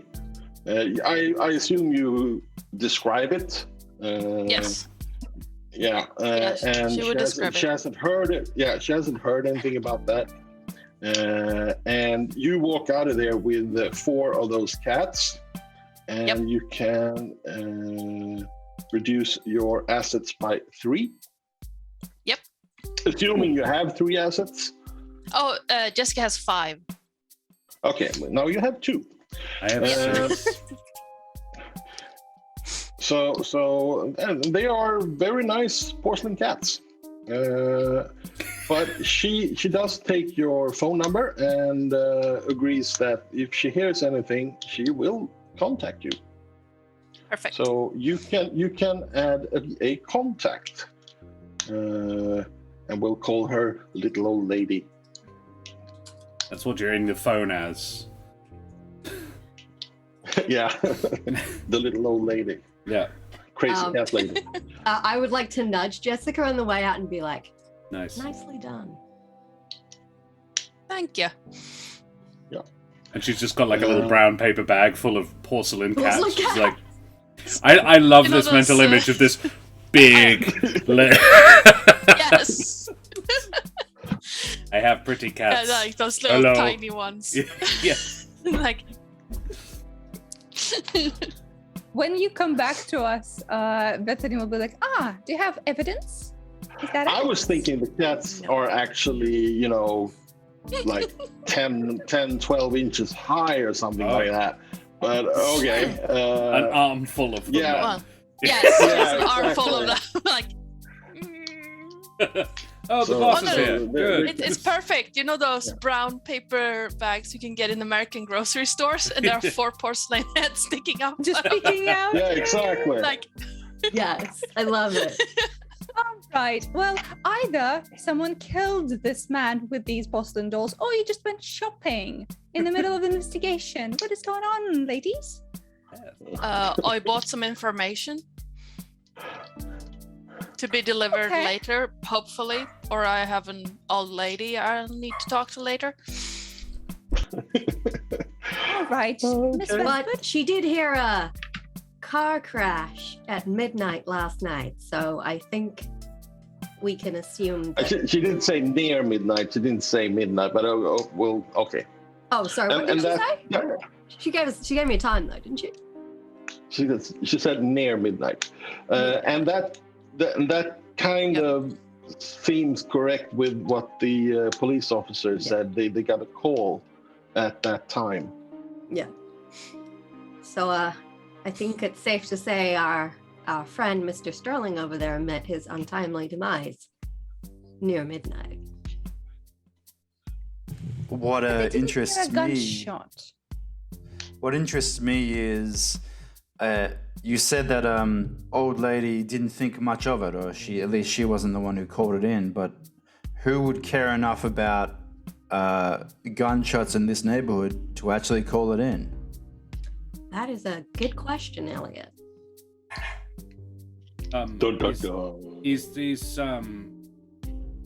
well, you think possibly there is someone trying to send a message like I kill him, then I was like, oh no, I heard a gunshot, bye-bye. I think it's a possibility. No saying it's not. I wonder, perhaps, corporate greed, corruption, this sort of thing, this neighborhood, possibly there is someone on the payroll of the local cops whose job it is to actually be the eyes on the street. They hear a gunshot, maybe they actually do call it in, maybe get a Are little calls pay. in recorded? They should be recorded, right? I do not know. As in, I don't know. Josh, It's also not it's not they did not call us, they called the cops. We are not the cops. Yes, your team are. Yes, we know. Sure, but The ones that called was the company that's patrolling this area, that has the contract for this area. That's the police officers that was contacted, and they have a 911 system that automatically contacts the correct area. right. And that would be recorded? Almost certainly not. Right. No surprising. And the ones who took the It call would were be not the done, ones who were on the route on the floor. Recorded. Sorry? It would be documented as in written down, but not the actual call would be recorded. Okay. Well, Right. Well, team re-election. Can you tell me what Team R. you Okay. have? Yes. If you don't do your job, I'm not being re-elected. So I assume Noted. all of you have a good theory for me right now that I can use for good publicity. So lay it on. We certainly want you to get reelected. My theory, as I stated earlier to Eduardo, is that I think this is some kind of vengeance from the governor's part in shutting down the hospital. Those drugs are they're not branded, so they're clearly not legal, which was part of the issue. And I believe, I don't know if there's any tests that we could run, but I believe, as Eduardo suggested, that they would have been planted after the victim's death. Also, the victim seems to have been meeting with someone that they were familiar with, which is why the gunshot wound was so close, and there are scorch marks. This, or I can imagine other situations where the reason the person would be that close, but it's a good assumption that the person did know him, or at least thought he did. The gears are turning. I'm wondering if there's a chance that, I mean, there was probably some kind of whistleblower or inside man that gave the governor the scoop. So potentially that has something to do with it. Well, for all I know, these pills could be just for digestion, and she'll kick at the Sterling's leg, where the tattoo is. There is this. This is particularly, well, maybe important as well. But I wonder, trying to put it into words, was not he the whistleblower? Well, as far as I understand, he was the one that came out of this scandal quite well off. I suppose that someone maybe is trying to get back at him for this. Revenge, maybe? It would seem you are agreeing with Elliot then. I don't necessarily disagree. I'm just trying to find another sort of... I understand. Here's the thing. Elliot, to loan him out here cost me quite a bit. So if he's not right, I'll be quite disappointed. So I have to kind of agree, at least. But Miss Westwood, you were here first. What's your take? Do you agree with this theory? It's definitely a possibility. I think it's interesting that he was presumably out here of his own free will. He doesn't appear to have been kidnapped or anything. So that is actually very smart. You know, like, I don't want to be in Westwood, and I'm the governor of Westwood. Why would he be here? Exactly. It must have been someone either with a certain amount of sway over him or a certain amount of power or authority to get him to come out here in the first place. Or someone who knew something. Or this is a place where you can be anonymous. Or he was here for the drugs. And for whatever reason, they made him come and get them in person. And achoo. I would not buy illegal drugs by myself. I would send my personal assistant, Frederick. He does that on the weekends. That's why they He's at must have least- had some sort of sway over him, because otherwise, why would he agree to be out here? Yes, maybe they knew each other from the board or something. Or his leg. And I show Bethany the tattoo. Possibly they are friends. My theory would be that either this was someone that he trusted or the protection detail that he brought with him betrayed him and ran off. I did a pretty thorough look around. Did I see any other, I mean, this is a reasonably well-traveled area, but tracks? Not that you could discern that pertains to this scene. I mean, this is a well-traveled area. Yeah. It's really difficult to see, and Laura would really realize this immediately. The cops that came here, they probably contaminated the scene immediately as well. Yeah. They Like- really didn't care. He was lying there for 6 hours. Like, Well, A I lot could presume happen. that the inside of that brown bag, the drugs are not contaminated, right? So we can at least find some information from the fingerprints or something. Well, you're probably going to struggle to find fingerprints on the drugs, but the Maybe ones on the that didn't bag? spill onto the ground are probably not contaminated. Just spilled them on the ground. Yeah. Oops. But yeah, I think that's a great idea, Miss Stevens. I was thinking of testing some of them myself, at least to determine what kind of drugs they were. yeah, I think knowing what they do would be enlightening. Because, you know, if they're just, you know, multivitamins, that's a very different story too than if they, you know, get you super high and messed up pills. Yeah. Right. Well, Miss O'Sullivan, as I recall Yes. from your dossier, you are an ex-detective. Would you say I am, yeah. Would you say our next step is testing, medical lab time, or what else? Well, speaking for myself, that accent is so hard to get away from. I'm not good in a lab, but so I would probably be better off asking questions and walking around like that more than in a lab situation.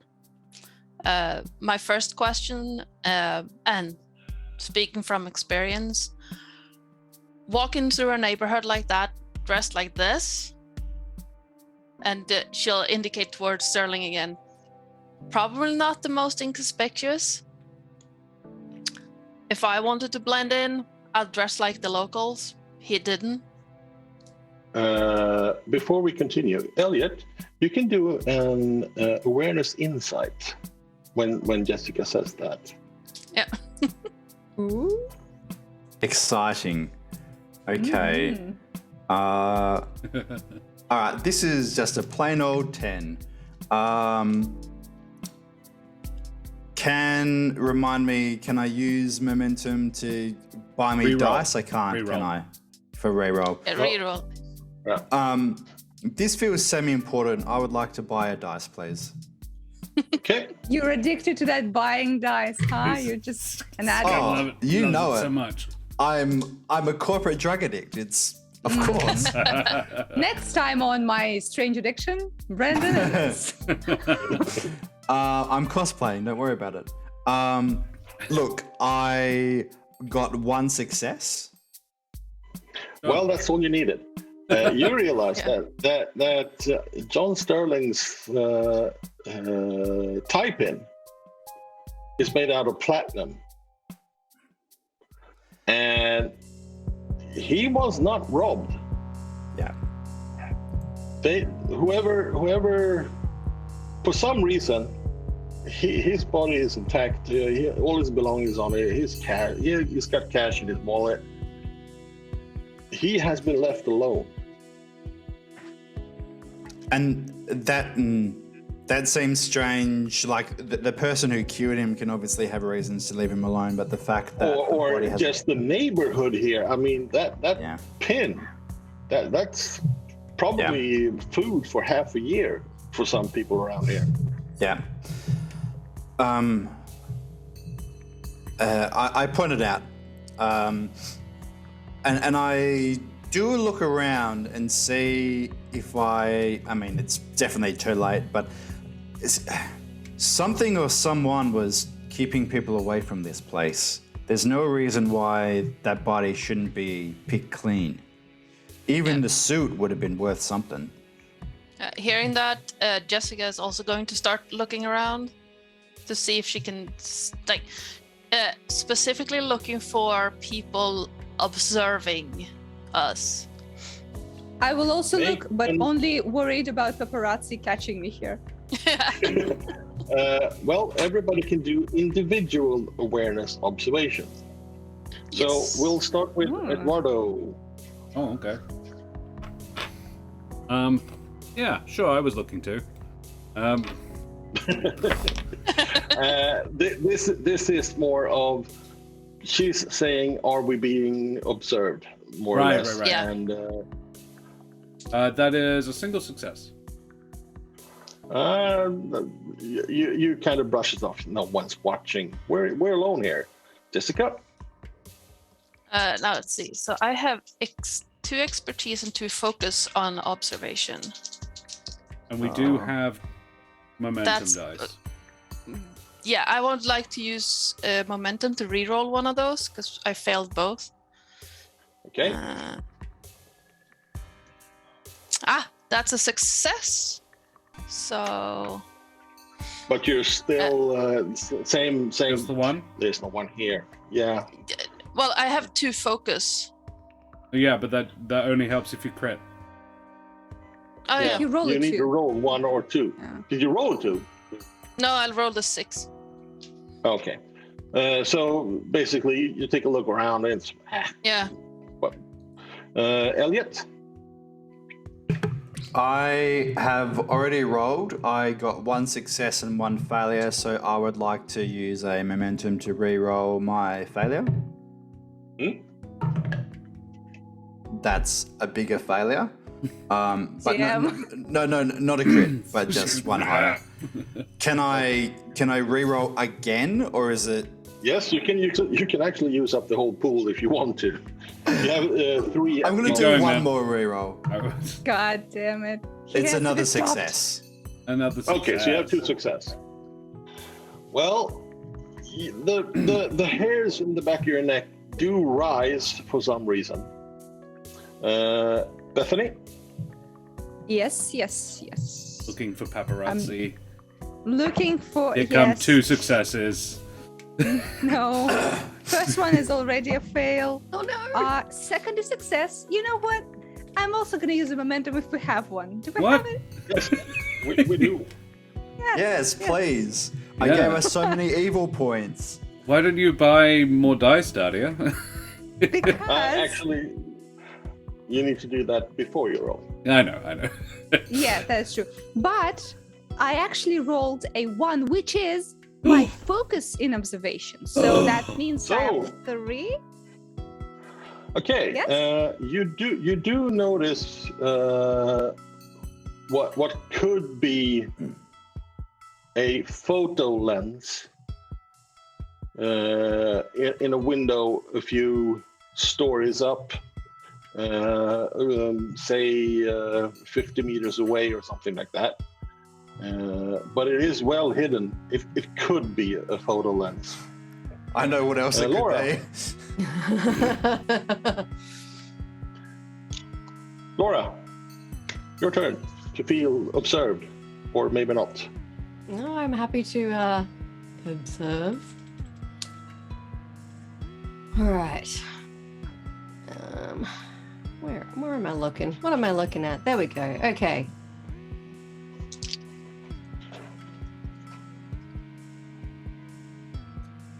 Double success. Yeah, boy. Unfortunately, Well, no You get the failures. same result as Elliot. You do feel observed Possibly.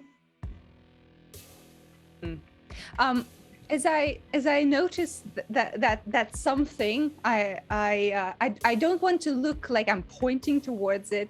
Bethany will kind of like kind of turn away and like, there is something that looks like a lens in that window. Yeah, I noticed that. Do you want me to go in that building and just maybe? May I have a look No. at that specifically? It's sort of my thing.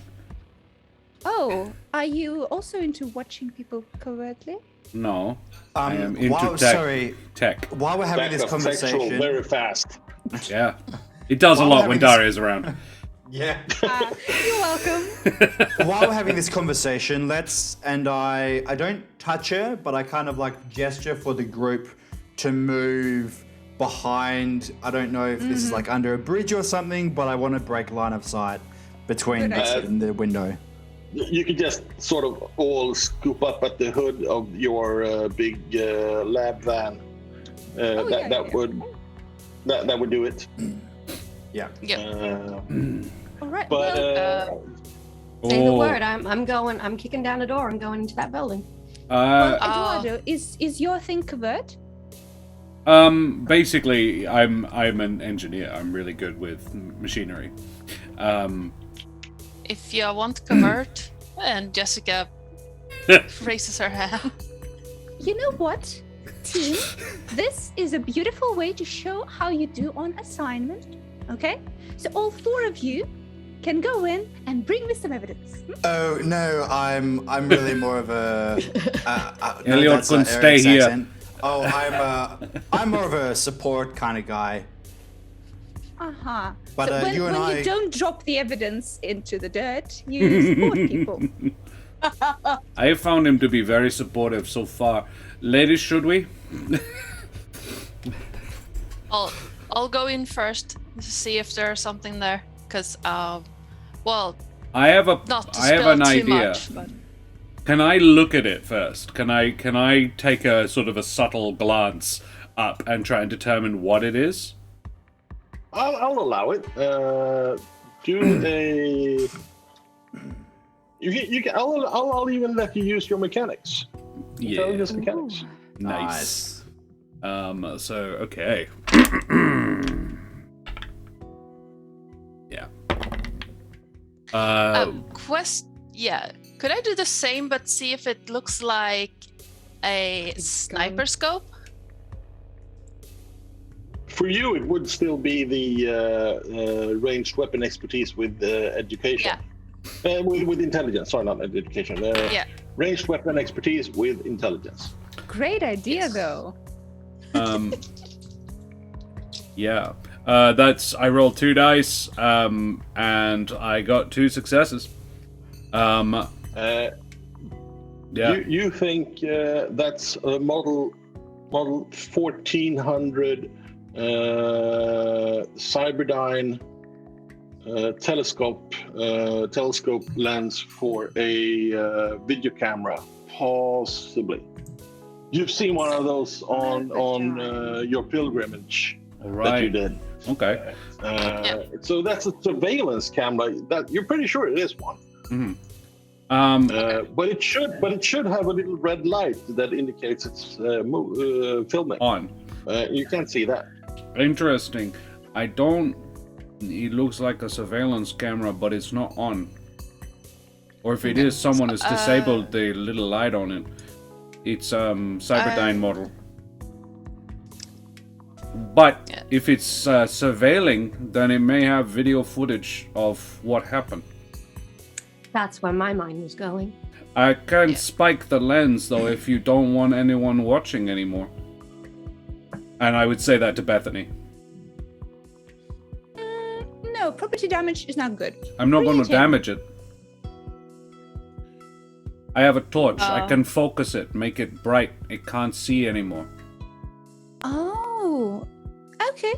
That's But interesting. we probably don't want to let him know we're coming if there is someone. Well, this is it. So I make the thing, I give it to Elliot or Bethany, then we go up, and as we are knocking on the door, they point the thing. Or it could not Sure. bother because there's no real need if we're going in there. Anyway. Yeah, I don't really see why we Okay, would do I just this. really wanted to do something cool. It's okay, Eduardo. You don't need to do anything cool because we all already know that you are. I could have done it, and that's the important point. Okay, well then, Jessica, Yeah. Laura, Yeah. shall we go? I might actually follow behind as well. I think I may be of some use there. Okay, Okay. in case it's on a computer. Maybe. Yeah. So I got a critical then. success on my roll, but Nice. when he Nice. says it's probably a camera, she's like, well, okay. He didn't Yeah, see it it- to start with, Yeah, so it's the camera, but you agree with Eduardo that it doesn't look active. yeah. All right. Well, team, good luck. I'm just gonna be here alone with the body. Bye. Do you want someone maybe to it would stay be with a- you? Should you have like a security team? Maybe Frederick? Hey, you know what? I'll call Frederick. Maybe he'll come keep me company. Okay. I mean, I can stay behind if you want me to, Miz. We could get it, and then if we need Elliot's help, we can come get him. No, Elliot, you go. This is not my first time near a dead body. I'll be fine. Okay. Okay. Perhaps if I may suggest, wait in the van. That way, you can get a view and maybe keep eyes off you, huh? All right. Okay. Yeah. Let's do it. Jessica nods and walks towards the building. Once again, Eduardo, you're for such a large woman, she moves very quietly when she wants to. Eduardo is not yeah. dissimilar. Eduardo notices that she is being like a bit stealthy, and Eduardo Yeah. adjusts the way he is walking to mimic the stealthy manner. Yeah. Meanwhile, I'm gonna- back on the hood of the van is now a bag with 4 porcelain cats just sitting there like a hood ornament. Yeah, I'm inspecting them actually. I'm like, what does this do? breaks Some kind one. of covert listening device. Yeah. I'm gonna You- make you- a mental note of this posturing between Eduardo and Jessica, and It's not. It is not. Eduardo is not posturing. He is like, oh, good idea. That's very much just more like, yeah. He's not like, I'm better than you. It's a like, team player. oh no, I can do this too. That's a good idea. Yeah, let's do that. that's fine. I'm still psychoanalyzing you both. Sure. Yeah. Badly. Jessica, sorry, not Jessica. Laura is following you guys, and she has drawn her gun, but has it like pointed down, and the safety's still on. Laura, Yeah. if you check your inventory on page 3, at the very bottom, you have a special item. Page 3. Oh, the silencer? Yeah. Yeah, cool. I'd put the silencer on as well. Oh yeah. Well, saves your hearing. Don't Seeing fight so that, loud. By the building, Jessica just shoves her hands together, and then as it comes back, you see metal glinting across her knuckles. Because she does Ooh, have Very brass legit knuckles. She has an interrogation tool. kit. yes. Yeah. Uh, Oh, I've Elliot got is one of going them. Elliot is going to push up his glasses and then stay as far back as he possibly can, while still keeping them in sight. I'm not going to draw my monkey wrench. It's in a holster on my hip. I'm gonna rush this a little bit Sure. because this whole scene is supposed to take 30 minutes. We've been at it for 2.5 hours. I was about to say, I'm pretty confident. Yeah, 3 hours. I'm like, so- with my players, yeah. This is good, but I'm having fun. So anyway, Yeah. you do find the lens and the camera that's supposed to be in it, and you do realize that it's a fake. Someone's just added a casing and a piece of glass to it. That's it. It kind of looks like it's supposed to be a surveillance camera, and it's been here for ages. So it's been here forever. But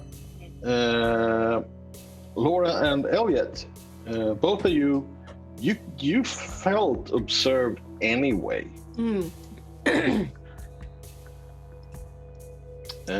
For some reason, you don't know why, but you got the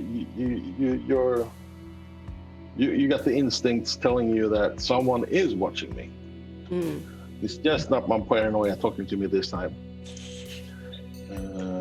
What a relief. Yeah. Yeah, for me, it's my cyber girlfriend living in my spine. Diana or Sarah? Both. You player, you. Why settle for one when you have two? Yeah. So, what does the team decide to do when we end the investigation of the crime scene? Go back to the lab. There are some options. I'm going to name some options that a normal crime team would do. You would probably investigate the victim's apartment, his living. There might be an autopsy that one or both of the crime scene investigators want to attend, or just wait for the results. There's the drugs that needs to be examined and cooked up or whatever, or just tasted. I don't know what you're going to do with them. Bethany, you do have the power here to order people to do different things. You are the boss. Also, you might need to check in with your personal assistant to see if there's anything on the political horizon. You do have a date sort of tonight. Yes, I do. And I would love to have something for the evening to show for myself. Well, to show. Yeah. You've ordered custom-made high heels. You know, the 6-inch heels. All the men has to look up to you. They're a little bit difficult to walk in, but you know, political power. They need to look up to you. That's important. 3-foot platforms. Like stilts. Yeah, exactly. Well, I have a question. Can we do a montage of the team doing their shit and cool music is playing? So because we have a forensic investigator on the team, right? Sure. Eduardo. Yeah. Right. That is my job. I think Eduardo, you should definitely be present for the autopsy. Oh, cool. And, I love dead bodies. Yeah. Yeah. So do that. See what you can find. Mr. Schmidt, you know more about drugs than we, I think.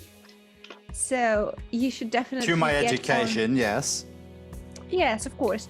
So please get on that drug thing and see what it does. And, well, we have two people who are quite good at investigating places. I think the apartment can bring us some information. It's very obvious if you're looking at Laura's face that she was really hoping she would get to go toss his apartment. Of course. Of course. I want to go toss that apartment. While you're at it, while you toss, maybe Miss O'Sullivan will get a call from an old lady and we'll find something else. Who knows? But at 7 p.m., I have an opera to attend. By that time, we'll come back in, see what we have, so I can have something to show for my boss. All right? Well, you should probably have the meeting way before then. Yes, but so I want to be in my Yeah. opera gown, like waiting for them. Okay. At midday. Yes. You go to a lot of effort for work. I like it. Okay, Picasso. I like it. So They've given me lots to analyze. Yeah, we'll split the team a little bit here. We'll start with Elliot, and you basically take the van back to the office and labs. And what kind of tests are you going to perform on the evidence that you did collect? Don't forget Let's see, fingerprints. basically, the things that you did collect was the casing and the drugs, basically. Did you collect anything else that you think you would like to test? Look, the bag and just on a whim, the tie. The Yeah. tie. Yeah, there was nothing else that he was holding, and it's not possible to do like footprints or anything. I'll get the bullet. You can have that as well, but we need to. Yeah. What I might also take, just for shits and gigs, I might not turn up anything but the camera casing that we found, or the fake camera casing. Good idea. Yes. I need to retcon something. I have forgotten to tell you all something very, sort of important. No, because we dragged it out a bit, so I forgot about this. One thing that you did notice about his clothing is his shoes. They seem to be brand new. There's almost no scuffs on the soles of those shoes. They look very new. I'm going to custom made. Miss I'm going to Stevens, ask for permission to remove the shoes. You know, Well, you don't need permission. You can just take Well, it's your job. no, Yeah, exactly. but I Just hold your foot next to the shoe and be like, yeah, it'll No. fit. Go Yeah, for this is it. good. Then you know, waste or whatnot. So let me clarify. I'm going to tell the team, but primarily Bethany, that I'm going to remove the shoes as evidence rather than just like looting the guy. Yeah. Would how often do people change their shoes, Bethany? Like someone who is Miss Stevens, I apologize. How often in someone of your social status, new shoes every day, every week? What is this unusual? First of all, apology accepted. Second, about a week or so. You know, obviously fashion changes, you have to be on top of that stuff. But yeah, for this guy, he was never the fashionista of the group. I don't know, that sounds strange. Why would you go to East Side in brand new shoes? That's a bad idea. Is there any dirt in the treads of the shoe, or much dirt? No, there's actually no treads on these shoes. These are, posh, really fashionable shoes. Does this look like the fit he would have for the opera today? No.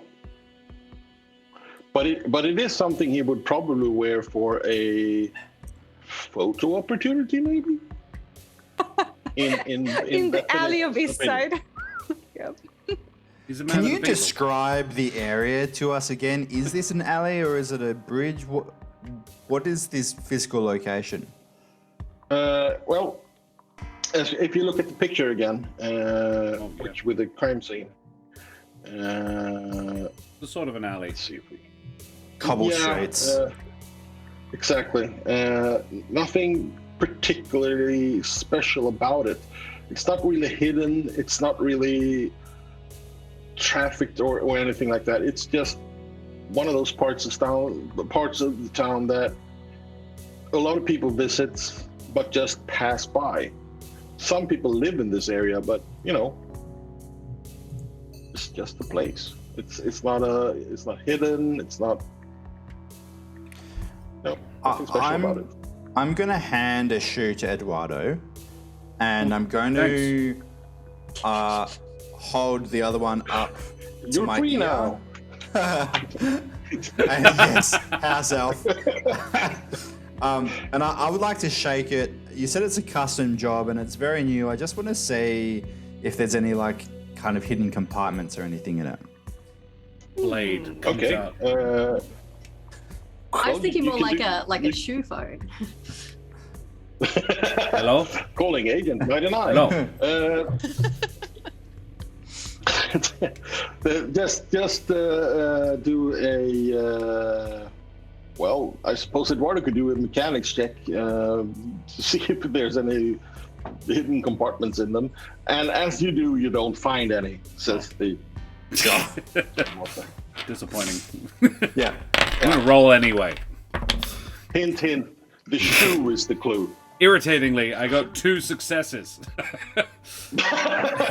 Or not. You determined very succinctly that there is no special thing about these shoes. These shoes are, other than being worth like a year's wage for me, not special. I'd argue that Made makes for them walking? pretty special. Boots are made for walking. I would All say right. Just not lifts actually. her These, boots and just yeah. these boots are not made for walking. These boots are like for standing For in. standing, yeah. Yeah. In photos. There's no grip. These Wait, are like actually- dress shoes. This is a good question. Can I just quickly ask Frederick if there are any scheduled like things a politician would be interested in today, like during the day, maybe like opening of a hospital or something Morning. like that? Yeah, Might have morning been dressed times. for. Or I was last waiting night. for Bethany to call Frederick. Well, Frederick suggests that he could call John Sterling's personal assistant and Good see idea, Frederick. what he was up to yesterday.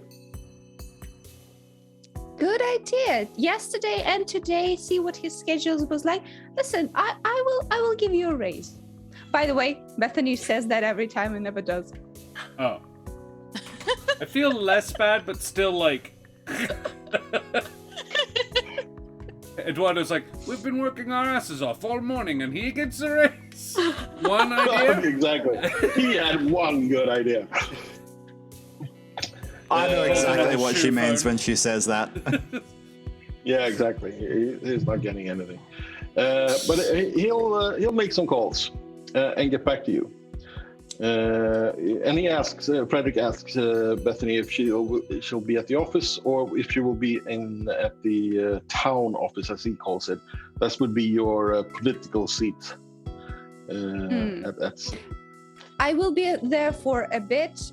Before in the evening, I will swing by the attorney office to see what's up with the rest of the gang. Okay.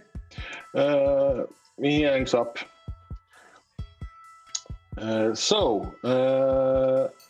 Elliot, what are you going to do with the evidence that you collected?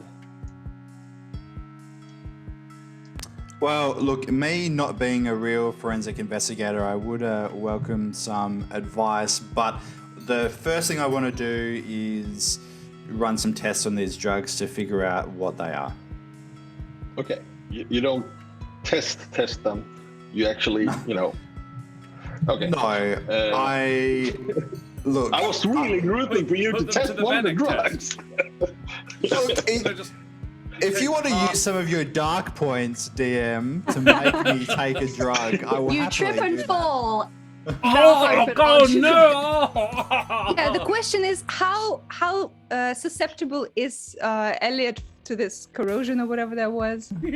Corruption. Yeah. Corruption. Yeah. Not much. we're I've not got a gonna. two. Yeah. Well, that's not really something I can use my points for, and that's not what they're supposed to be used for.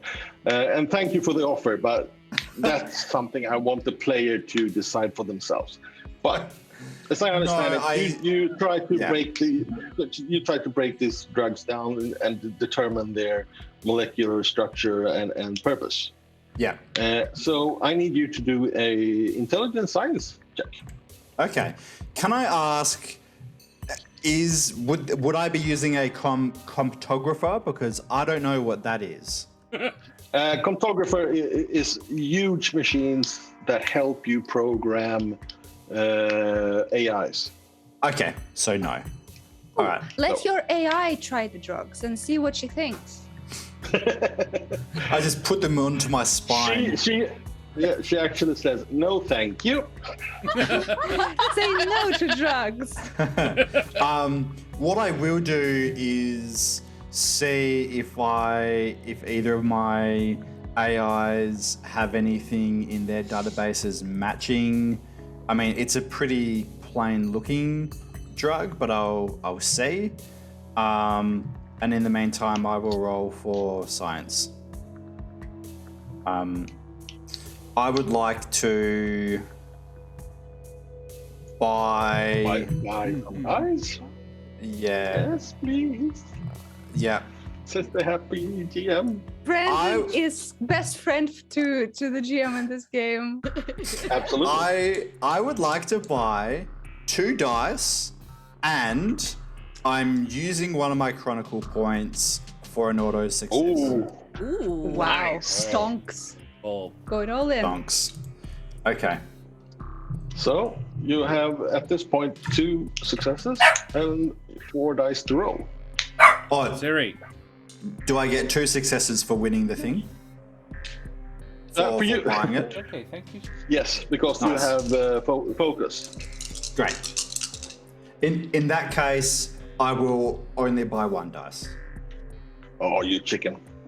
Okay, yeah, you got me. I'm getting them all. Wow, getting played so easily. Brandon. That's what he Okay, uses his dark energy for. Yeah. Look, Just manipulate. there's friends. lots of funny things happening. What I will say is that of my of my 4 dice that I rolled, only one of them is above my target number, and one of those was a crit. Nice. So we're up to 4, 5, 6 success. Yeah. Damn. Oh, wow. That's a lot more than you needed by 1. And because we've changed scenes, your momentum pool is now empty. So you don't move momentum pools from scenes to scenes. Pretty sure it was pretty close to empty anyway. Well, I've just filled it back up, baby. Yeah, no, actually, you just put 1 in. Oh. The difficulty for this drug was 5. This is a Wow. very special drug. Ooh, nice. Yes. Well, you can't really determine what it does. The end product, well, the end purpose of it. You know what it affects in a body. It affects the brain to produce substances that helps focusing your mind immensely. You get very focused, and it Ritalin. does something. It's a limitless drug. Yeah. Yes. It was also something like- translucent, by the way. Yeah. It was literally Yeah, translucent well, shit. The translucent thing I did stole from that movie. It does have a secondary, or the primary effect is the one that you can't really figure out. The secondary effect is the focus thing. But you do realize that each of these pills, you need a very sophisticated lab to manufacture these. Breaking them down is much easier than actually manufacturing this. And the price tag for each pill, you could probably buy a new car for each pill. Oh my god! And you threw them on the ground.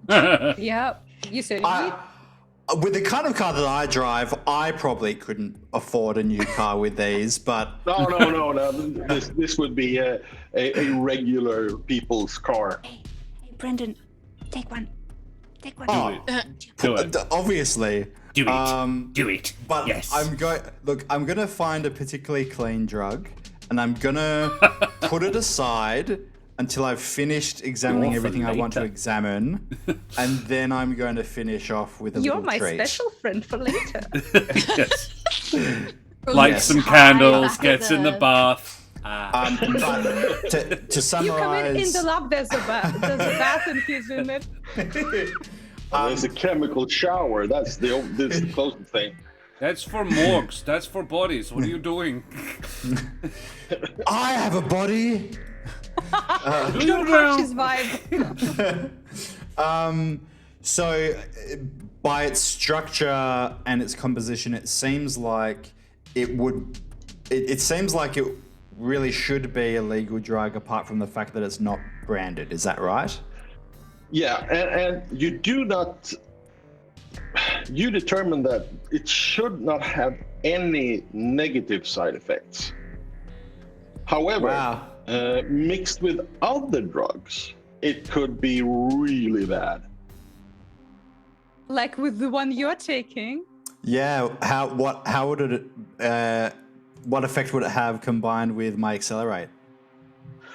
Well, since you don't really know, you're not, on the inside how to make and do the accelerate drug. You can't really say, but you do realize that mixing these two could have seriously adverse effects. Do it anyway. Do it. I was really looking forward to taking that drug. I'm more looking forward to it now. Actually, the Elliot Smith in this group is the one person that really shouldn't. Eduardo's game, if you mention it. Like, No, look, he's still going to put one aside. Elliot is smart enough not to take it, and also to convince Eduardo to. Hell yes. convince. Elliot is definitely the type to give someone a drug and observe how they react. Yeah. Yeah. Great. Yeah, and then I want to check fingerprints on the tie, and just like maybe there was an altercation, and I want to check fingerprints on the fake camera. Okay, you do the fingerprints thing. The fingerprints on the camera, you can find traces of it, but it's been there too long for any viable fingerprints to be Is there useful. dust? Yes, lots of it. And the problem with that is, of course, that they mess up and it's damp. It's been in weather, sort of is. And this is Martian dust, so it's grainy and sandy and stuff. Is there? So the camera doesn't really give anything. The tie pin, the tie clip, does have fingerprints, but they do belong to John Sterling. Yeah. He put it on himself, so that's a no-brainer.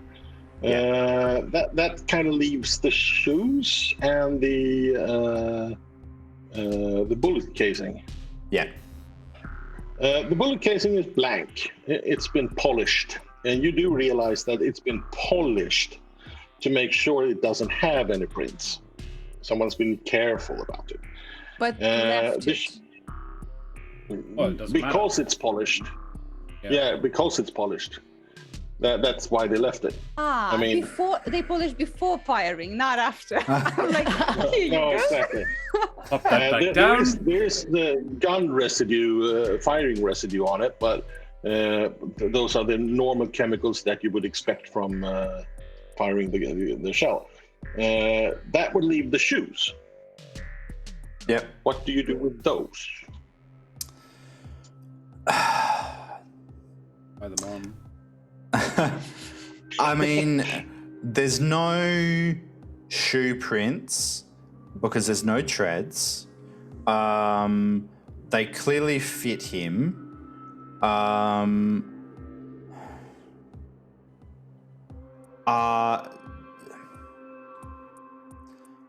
You do realize that these are really nice looking shoes. This is something that you could definitely consider buying. Well, I don't need to buy them now, do I? Well, you only have the one. Yeah. uh, I'm yes, walking because around I in gave- very fancy shoe. Why is it one? Does my forensic brain think of anything else that any tests that I can run on this shoe, or nothing? Not test, maybe, but maybe you could Where was it? try to determine who made them. Right. Okay. Is it the same kind of style and make as my shoes? Well, they're in your pay grade class, if you want to. They're definitely. But you never heard of the maker, the shoemaker that's made these. These are handmade.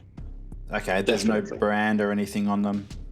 Oh, there is a brand, but you didn't recognize the brand because it's capital bullshit stuff. Nothing you would buy. You'd buy Cybertronic here. Yeah, of course. I would like. Can I run the brand through my AIs? Absolutely. Yep, I would like to do that. But they come up with an address and phone number for you very quickly. Great. They're in the yellow pages. Yeah. Oh my god, the yellow pages still exist? Well, on Mars it would be sort of orange, but yeah. So Okay. I've got a lead. That's something that I mean, I don't know how long Boss is going to leave us for, but if I feel like she's going to leave us for a while, then I might investigate that location myself. Okay. We'll go to Eduardo's autopsy Cool. and the one shoe. The autopsy, they do different things. They do all the icky, gunky stuff. And they do start to run different types of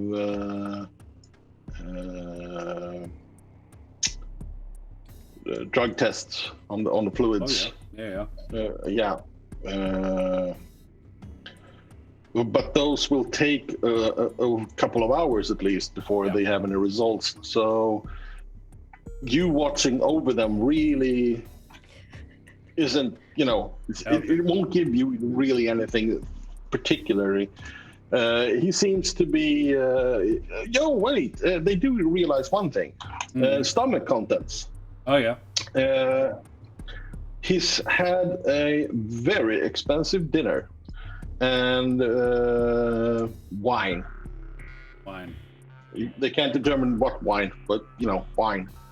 But expensive dinner. This is lobster stuff and Kobe steak, things like. Is there like a seas on Mars, or is aquaculture? Yeah, there's no real ocean, but there are some very large lakes. Right. So lobster would be on a planet that was desert, would be really quite expensive, sort of thing. Oh yes, very. Seafood on Mars, yeah. Okay, cool. He says, "Oh dear, that's very wow." Okay. That's one hell of a last meal, though. Yeah, well, and it would also sort of explain why he was all dressed up if he was out having a fancy meal. Which begs the question how I got to Cheapside and why. I'll just take a quick swing by, pick up a couple of millions of dollars worth of drugs. How many pills were there?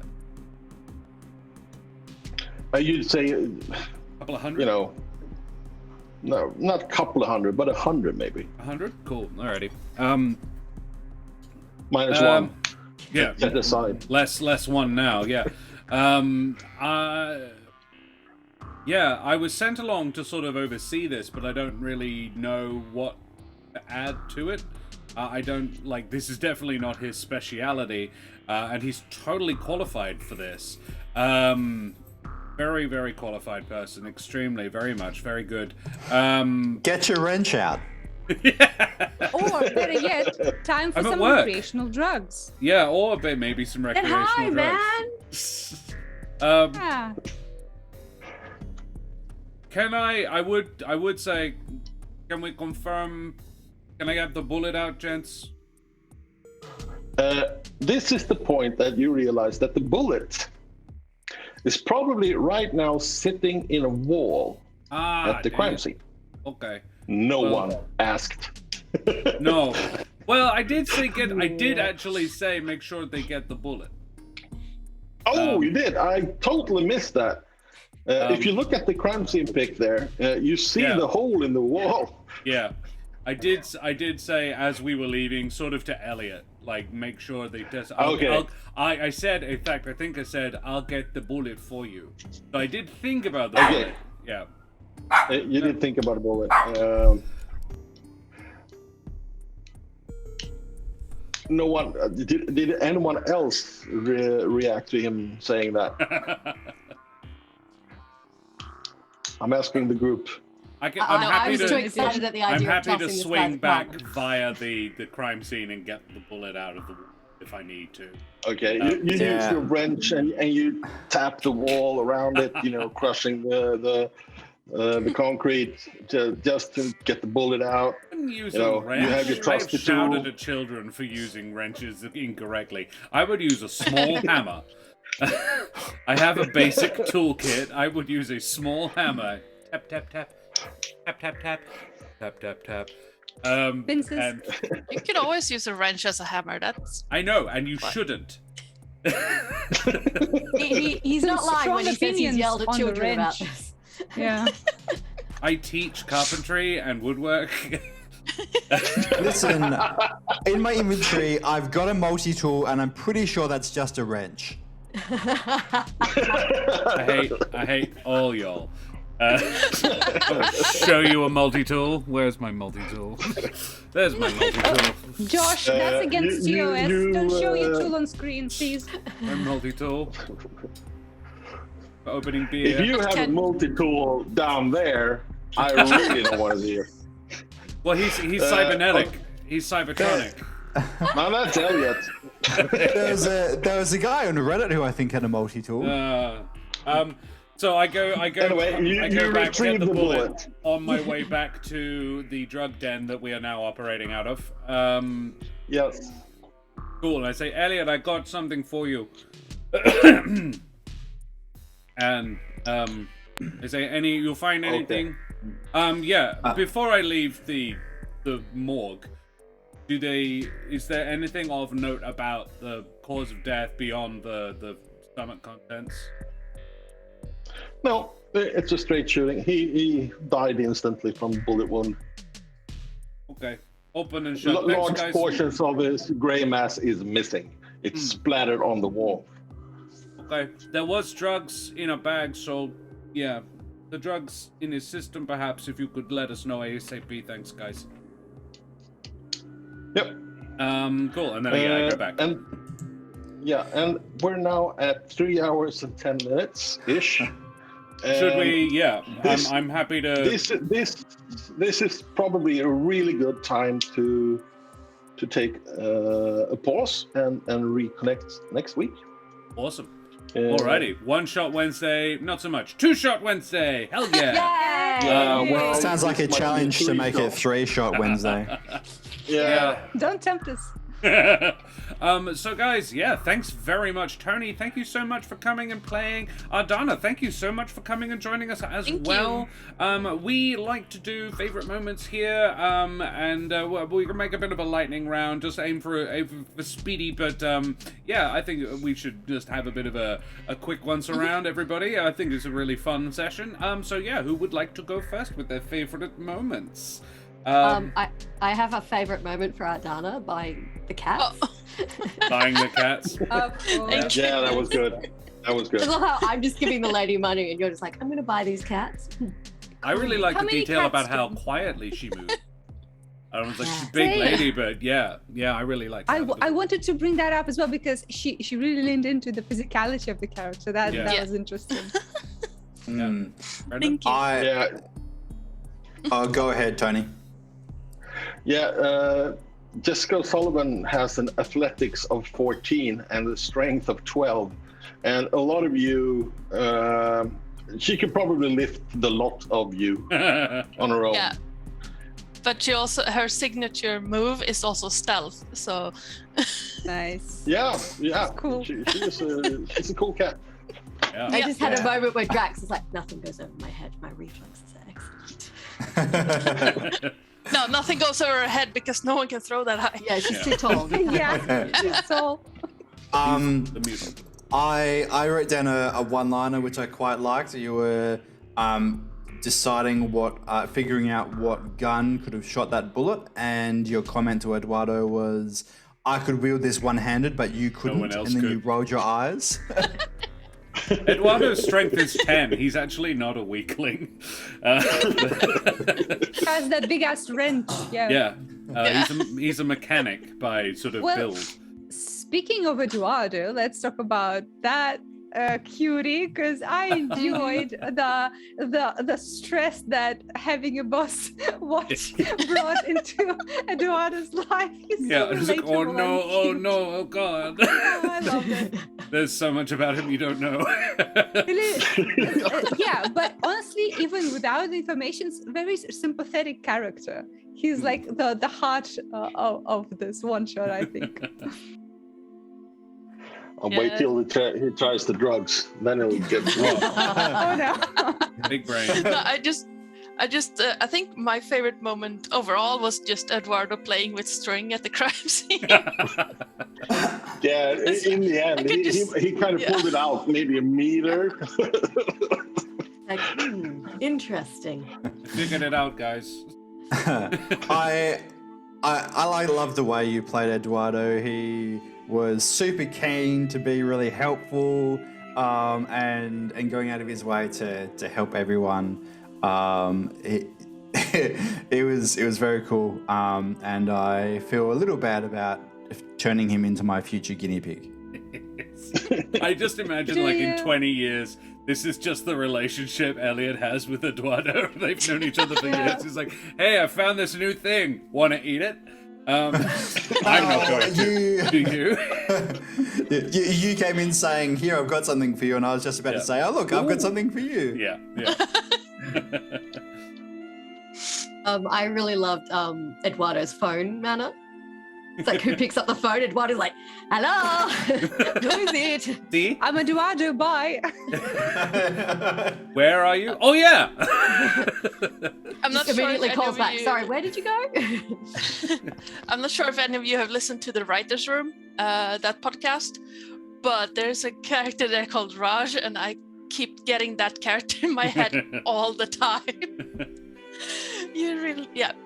My favorite me moment was I really wanted to, like, I quite like the idea of spiking the lens, of making a really bright light with my torch and spoiling it, and I was just like, God, I want to do that. That's such a smart idea. It's probably completely unnecessary. Yeah, I was like, I want it on record. So my favorite moment was like him saying, look, I can do this and it would be cool, but I don't think there's any need. But I want it on the record that I could have done it. Could have. Could have been really cool right now. Strained myself. You're welcome. I really liked, we've talked about me, I want to talk about Karen unless there are others. Let's talk about Laura. I really liked Laura's... Karen got a little bit sort of thrown into the deep end, like, the fuck is going on? Where am I? Who am I? What's happening now? I really liked her way with the two hops on the beat.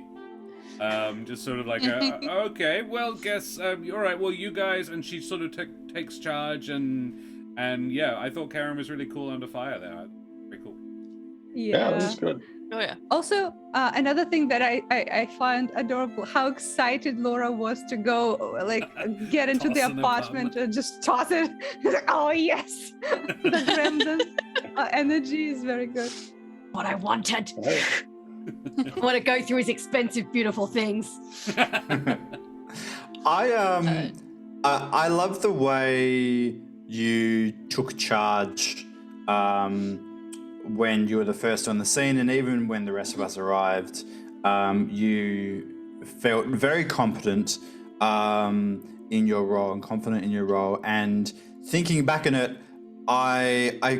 there was a moment I think of like a little bit of Eric and Cash back and forth, where we were kind of going back and forth with our theories and building on each other's stuff. So that was interesting how these characters kind of have manifested. This is more a player than a character, but earrings, Karen, your earrings, I love them. Well, thank you. Nice. They're D20s for anyone who can't tell. Yeah, I've been looking at them this whole time. I was like, I want them. Just in case she needs more. They're not that difficult to make. No, like Yeah. I've seen them everywhere. Like these were made by a local person who's a friend of a friend. I'll try and remember the name of them, but like so many places nice. will. Yeah. I like the emergency G20s in the wild. Yeah, That's good. important. Yeah. Yeah, I don't know how even that roll works. I have this that I got with a pop cap, so I might make something out of that one. Yeah, Because I'm pretty sure it's not weight.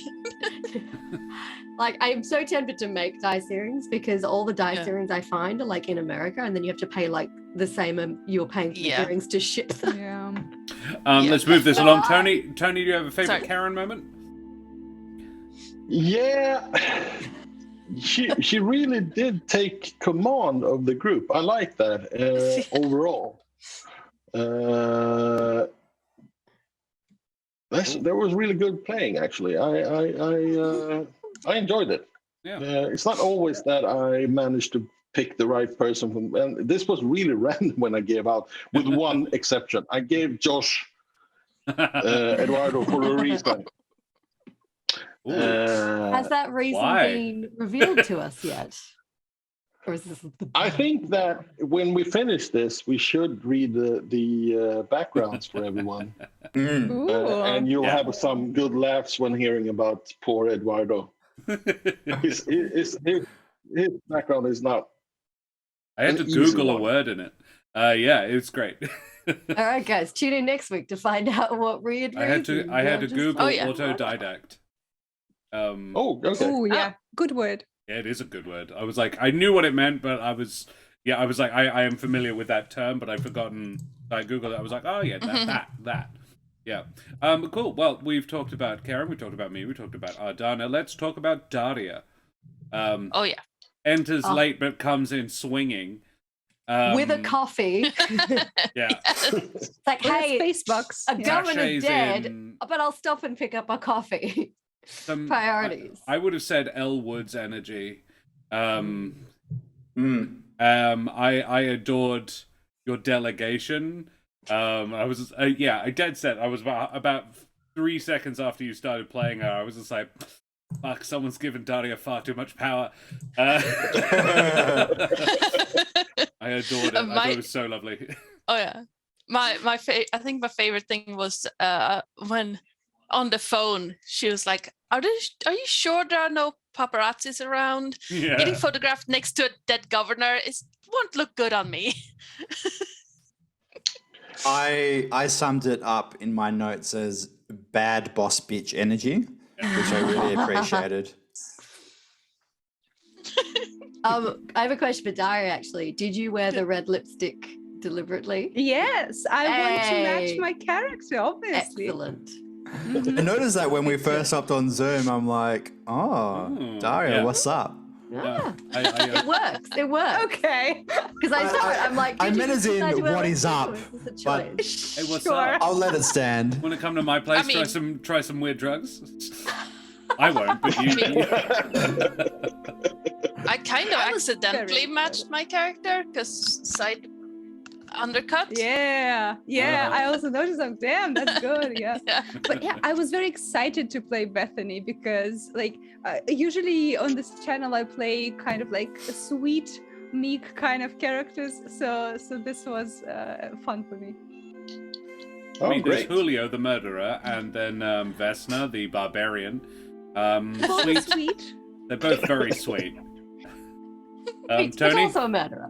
favorite Daria moment? The way she described her clothing, I loved it. I mean, she nailed it. Yeah. The go-getter politician that really only cares about a political career. I love that. I have a second, and I want to say it. Team R, you are the R group. Team R for Yeah, re-election. Re-election. I was just like, oh, that, yeah. But what I loved about the description of her suit is that is exactly what I was imagining anyway. You need not have described it. I was just like, yeah, no, that was, Yeah. Cool. So- Daria, so- favorite self moment? Oh, Ardanna had something to say. Oh, you know. Oh no, I just wanted to say that you do know that there's now an open spot if Bethany wants to move up a little bit. Yeah, better area. Sideways. Yeah, that's true. Yeah. That's true. The governorship open now. Yeah, my favorite self moment is I don't know. I love how strong and at the same time how cavalier she is. She's like, okay, well, you do the work and I'll stay here with the body. she's a very confident. Yeah, the other character. favorite moment was when she was hanging over Eduardo's shoulder, more Yes. trying to make Trying to him do help. better work, Yeah. but just interfering and making Eduardo almost, I need new shorts. Yeah, love that. That was really good. Wait, was he on the scene in shorts?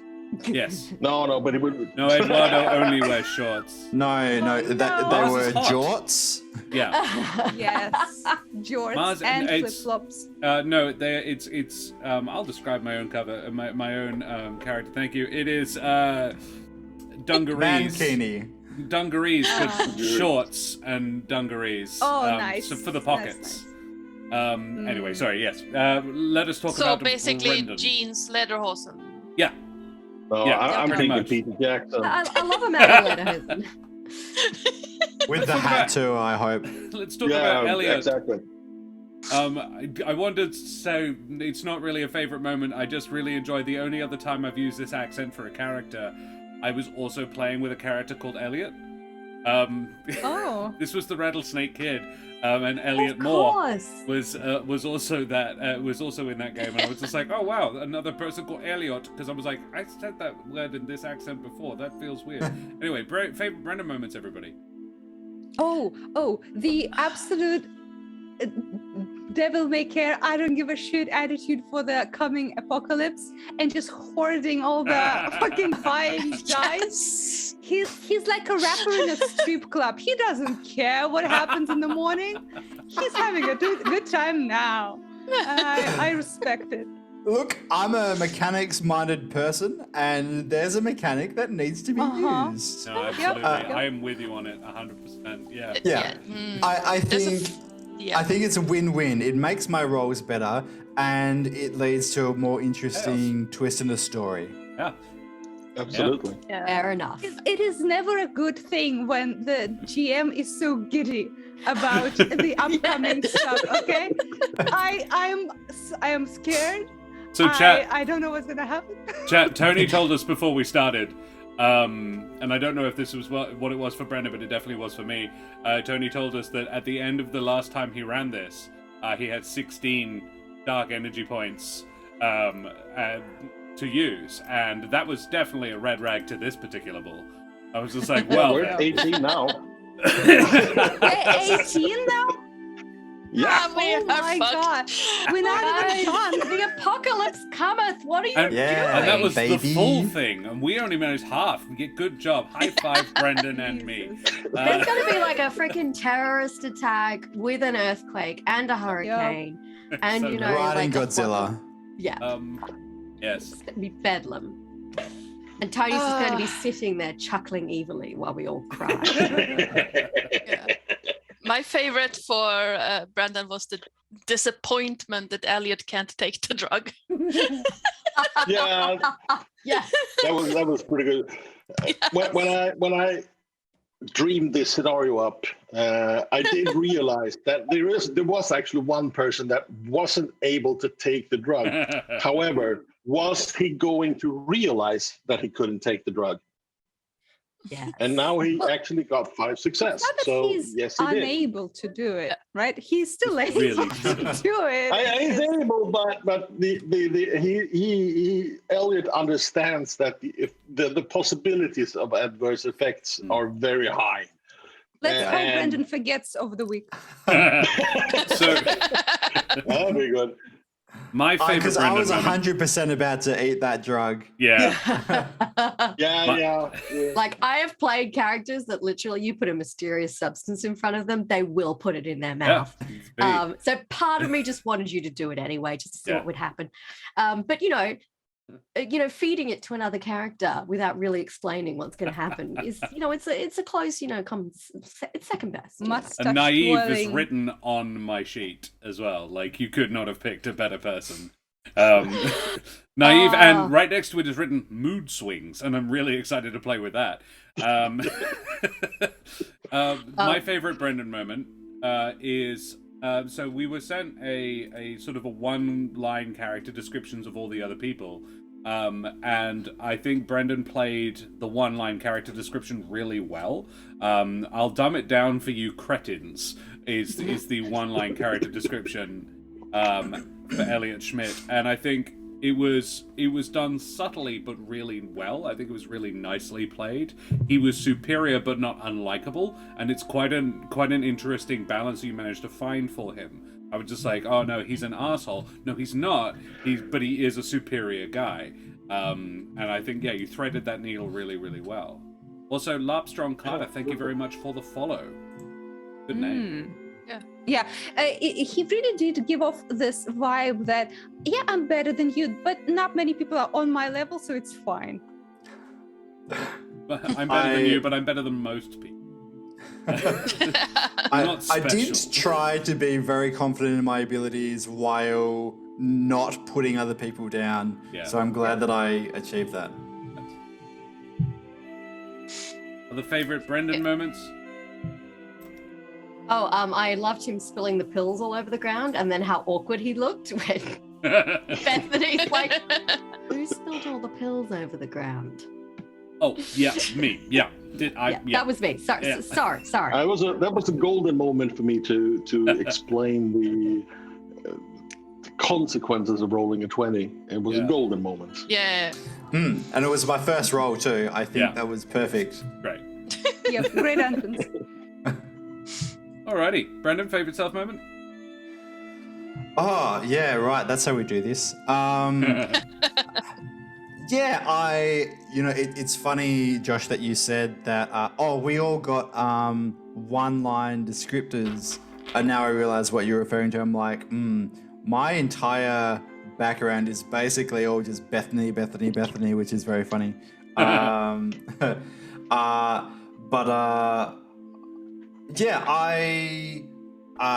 felt good about the way that I played Elliot. I felt like, I did a good job of being competent, but also of, like, it probably came across as sarcasm because of just the way that I present things, but of encouraging other people to play to their strengths.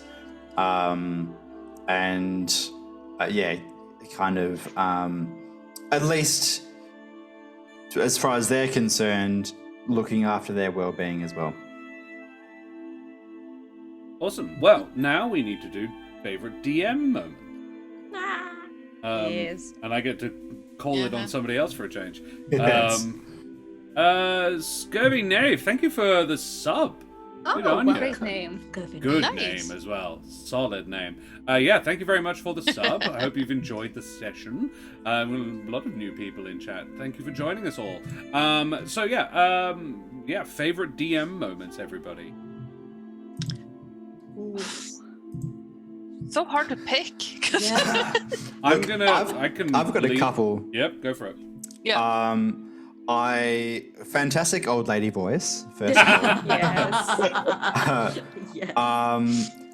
But I really like. I assume you designed the characters. Is that right, Tony? Yes. Yeah. Yes. I think you've done a great job of making them very clear on what their roles are and very distinct, while also, like, they don't feel like stereotypes to me either. No. I tried to avoid making them archetypes and actually make them characters, for the huge difference between an archetype and a character. I wanted them to have lives. Yeah, I think you did a great job of that. I've had a lot of fun. Even when I was just reading Elliot's background and the traits and stuff that he has, I thought, this is going to be a lot of fun. And it's been a lot of fun in kind of exploring the other characters and seeing those characters come out as well.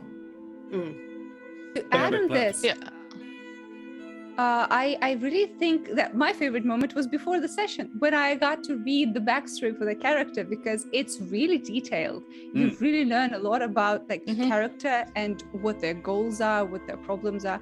That was really exciting because that really like fleshed out the character, and I know exactly what she's trying to achieve, what she wants. That's very good. Yeah. I really appreciated, kind of in a general sense, that you have a good sense of when to step in to give us a little nudge in the right direction. Kind of like you're definitely leaving it very open in terms of what we want to do and how we want to approach things.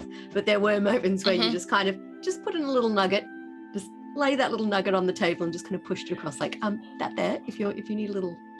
The shoes. Oh, thank you. The shoes. The shoes. Yeah, I kind of screwed up on the shoes. I had them in my mind, and I just forgot about them. I'm all right. I'm gonna have to been apologize. pulling you a in little all directions. Yes. It's understandable. Glad we want to talk to the old lady across the street.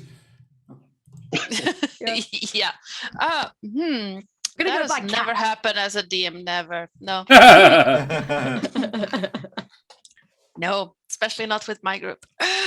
My home table. No. Not hurting cats at all. No. No, Absolutely just not. buying ceramic ones. Yes. Ceramic ones are really easy to hurt, though. You know, you can just pop those suckers in a bag. Yeah. Normally they stay in the bag too. But yeah. It's when you get home and they've gotten out of the bag that you need to worry about the cat. If a Yeah. porcelain cat has gotten out of the bag on its own, that's when I really worry. It's when you've taken a lot of the drugs. I was gonna say probably, the drugs that you probably. spilled, yeah. It's just a very cute reimagining of that one Doctor Who episode where you shouldn't blink your eyes. Don't blink. But Yeah. instead of fucking angels, there's tiny little cats. Porcelain Oh my God. cats. Holding little Ouch. pills. Yeah. Yeah. Weeping cats. Here you go. Absolutely. Someone needs to write to Stephen Moffat. This needs to happen. It is only cat statues. No human statues, only cat. Terrifying. I have a favorite. Yeah, sorry. No, go for your life. No, I was just gonna say I know of this TTRPG where you can actually make that happen. Is it D&D? Hold on. Maybe. I still have dark symmetry points. Oh no! We should No. not give Some ideas. ideas. In fact. I can give you Please so give much me more more as long as they're inspiration. not aimed at me. My favorite DM moment, aside from that one that just happened just then, my favorite DM moment is more of sort of a general thing. Mad props because you introduced us to a brand new world. We had about 40 minutes of download on how the game worked and then how the world worked, and basically with that information and with a couple of pictures and things like that, you dropped us in a world and I did not feel out of my depth, and that is difficult to do. I was with a half-page character description and 40 minutes of basically this is how the game works. You had us all up and ready to go in a system we never played before, and I did not in any way feel uncomfortable or scared that I was not getting it. So mad props to you there, Tony. That was awesome. Absolutely. Yeah. And the care when it came to the build up, I've played in new systems before where you get like, okay, this is what the character sheet looks like. Roll your own stuff, and you go like, how? But I don't understand how anything works. Yeah. Yeah, but here is that it's like, important? okay, Should I have that? Like. Yeah. But here it was like, okay, here's your sheet. I filled it out for you. Here's a brief description. Have fun, and then a lot of it was not just there's placeholder when it came to the game. It was just, okay, you knew as well what stats you've put on which character. Yeah. So I loved how all the skills were integrated into even though we're only halfway through, the skills were still integrated into the storytelling. Yeah. And it's a cool little system as well. Yeah. Yeah. Yeah. I really like it. I'm really curious about where the mutant part of Mutant Chronicles comes in, and Yes. I did notice a mutation 0%, Yeah. which is a little ominous. Well, take more of these drugs, why don't you? Exactly. We're Oh just no, not guys, really- buy more for- dice.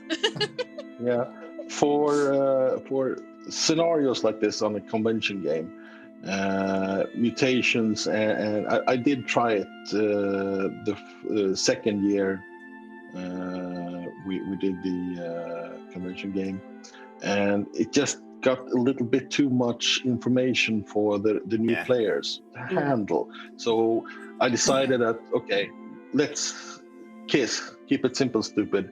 And to just no spells, no mutations, and if we want to do a campaign, then we'll do it. Sure. And I'm not adverse to doing a campaign actually. So Noted. Noted. Hi. All of us Alrighty. is like, a longer form of this, you say?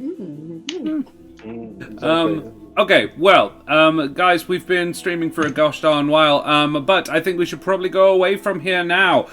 We have a favourite moment in chat from Chaotic Platypus. My favourite moment was the reaffirmation that we're all cretins. Some of us are lurker cretins. And we love you for it. And we love you for it, Chaotic Platypus. So, guys, who the absolute heck are you all? I will go reverse order. Tony, who the heck are you? I am the invisible fat GM from Sweden, and hopefully I'll have a cam at some point and you can see my ugly face. Nothing special about me. Lies. I'm looking The forward to judges seeing of the that. ominous grin. Yeah. Yeah. Honest laugh. is It's pretty important to good. be able to see the DM, because when the DM is smiling, you know you've either done something really stupid or really cool. Or both. Or both. Yeah. Oh, it's definitely There- both. There were many moments of silence that I was thinking Like- of the equivalent when Josh is DMing, and I can watch their face to figure out what's going on. But when there's no image and there's that ominous silence, I'm like, I don't know which way it's going. And they just start rolling dice, and you're like, Yeah. Sometimes I roll dice just to fuck with them. I'm gonna give you a gaming tip, a G-mastering tip. Don't roll dice. Let the players roll the dice. Oh, yeah. Oh, I do that all the time. Yeah. Yeah. I haven't rolled one dice tonight. I didn't have to. I let you screw everything up. Splendid. Alrighty. Well, Ardanna, who the absolute heck are you? Also from Sweden, variety streamer, mostly Minecraft at the moment, but sometimes I make forays into D&D. Currently have one campaign regular on Fridays. We'll start a second campaign next Wednesday for Theros. So Next Wednesday? yeah, but yes. What time next Wednesday? 8 p.m. Central European time. Okay. So So you'll be about playing 3 with us hours and from then... now. Yes. Oof, good I do luck, have to Ardanna. get off at no later than this time next Wednesday, Noted. but Hopefully we can finish Tony's 3.5 hour game in 8 hours. Yeah. At all I wouldn't costs, count we'll on it. try. but yeah. So Cat Herder, DM, forever DM, not really by choice. But yeah, Marvelous. shenanigans, pun lover, yeah, all that fun stuff. Brendan, who the heck are you? I'm Brendan Ellis. I too am a shenanigan lover. I love to stir mischief and give people dark symmetry points. I am an agent of chaos and I revel in it. Brendan is a human cat. Karen, who the heck are you? I'm Karen. I am not an agent of chaos in other people's lives, but I definitely am in my own. You can My follow life. me on Twitter for the chaos at Mother of Bunnies. You can follow me on Instagram for my burlesque adventures, Miss Lola Moore. If you live in Perth, Western Australia, I am actually performing in a show on the 17th of July at the Planet Royale. I'm actually going to be doing some firework. So I'm going to be burning things live on stage. Hopefully not myself, but anything could happen. And I also tend to turn up on this channel semi-regularly for D&D shenanigans. But if you want D&D shenanigans on your time and not mine, you can look up the podcast There Be Dragons, where I play the very dangerous, very suave and sophisticated Roland Westfall. Can I just commend you on a fantastic segue? That was a great segue. Thank you. Karen, is the firework the twirly thing? You twirl. Yeah. I have Cool. wands and I have poi. And a So, staff. Dude, that's awesome. Yeah, I'm not using the staff though. I like keep it a little simple.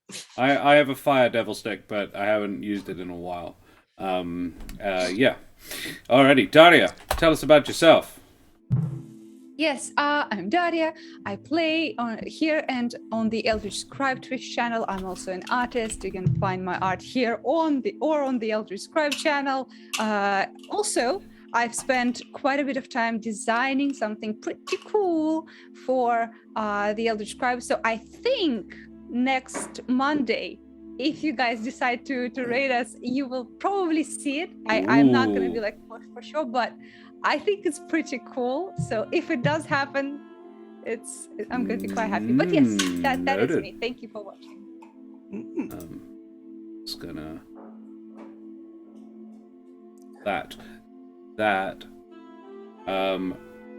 for those of you who have not seen him yet, there he is. Daria's latest piece of masterwork. Julio. No, not Julio. Smoothie. Smoothie. It's not Julio, it's Smoothie. I'm just like wrong species. And Mesdames et Messieurs, Damen und Herren and beings of indeterminate gender and persuasion, I be Josh the Pirate. I am the co-founder of Corsairs Cove, and I run D&D on it a lot of the time with my lovely lady wife, the mother of bunnies. If you enjoy the majestic voice, but you think I could stand to turn the face down a little bit, you could also find me in the podcast There Be Dragons, where I play the infamous and deadly pirate Scan Felspar und his little dragon, Crush. You can also find me sometimes on Ardanna's channel, maybe in a couple of weeks, perhaps, for Friday evenings, coming along to hang out with the Geckotai. I'm thinking a Dragonborn. I'm thinking a Druid. Just saying. Ooh. Keep that could it lizards, work, keep it reptiles. Yeah. But I will get back to you. It's Yes. been COVID recovery times the last few days. And if you want more of my D&D and you happen to live in the West Australia area and you can be asked driving to Bridgetown, I will be appearing at Winterfest, DMing a game down there from 2 till 5 on Saturday the 16th of July. So next weekend before heading back home to my parents' house for Christmas in July. Very exciting. Yeah, excellent. Thamior DM is planning to invite some people in one shot soon too.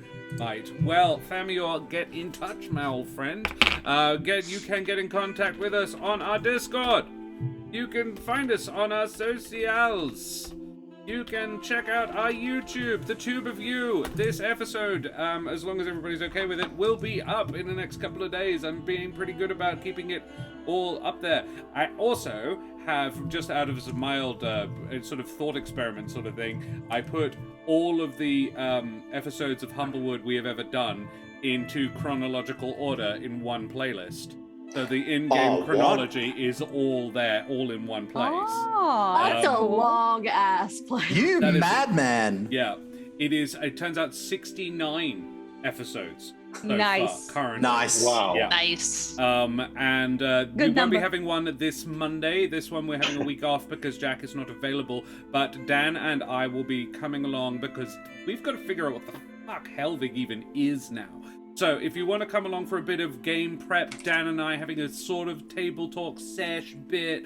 Dan and I are going to be homebrewing, firstly, what he even is.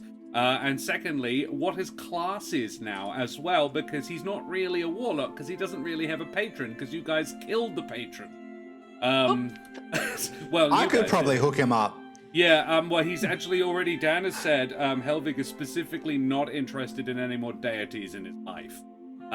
So we are going to be investigating a warlock whose patron is themselves. Cool. That's the let- definition of believe in yourself. Yeah, he is an egotist now, a robotic egotist.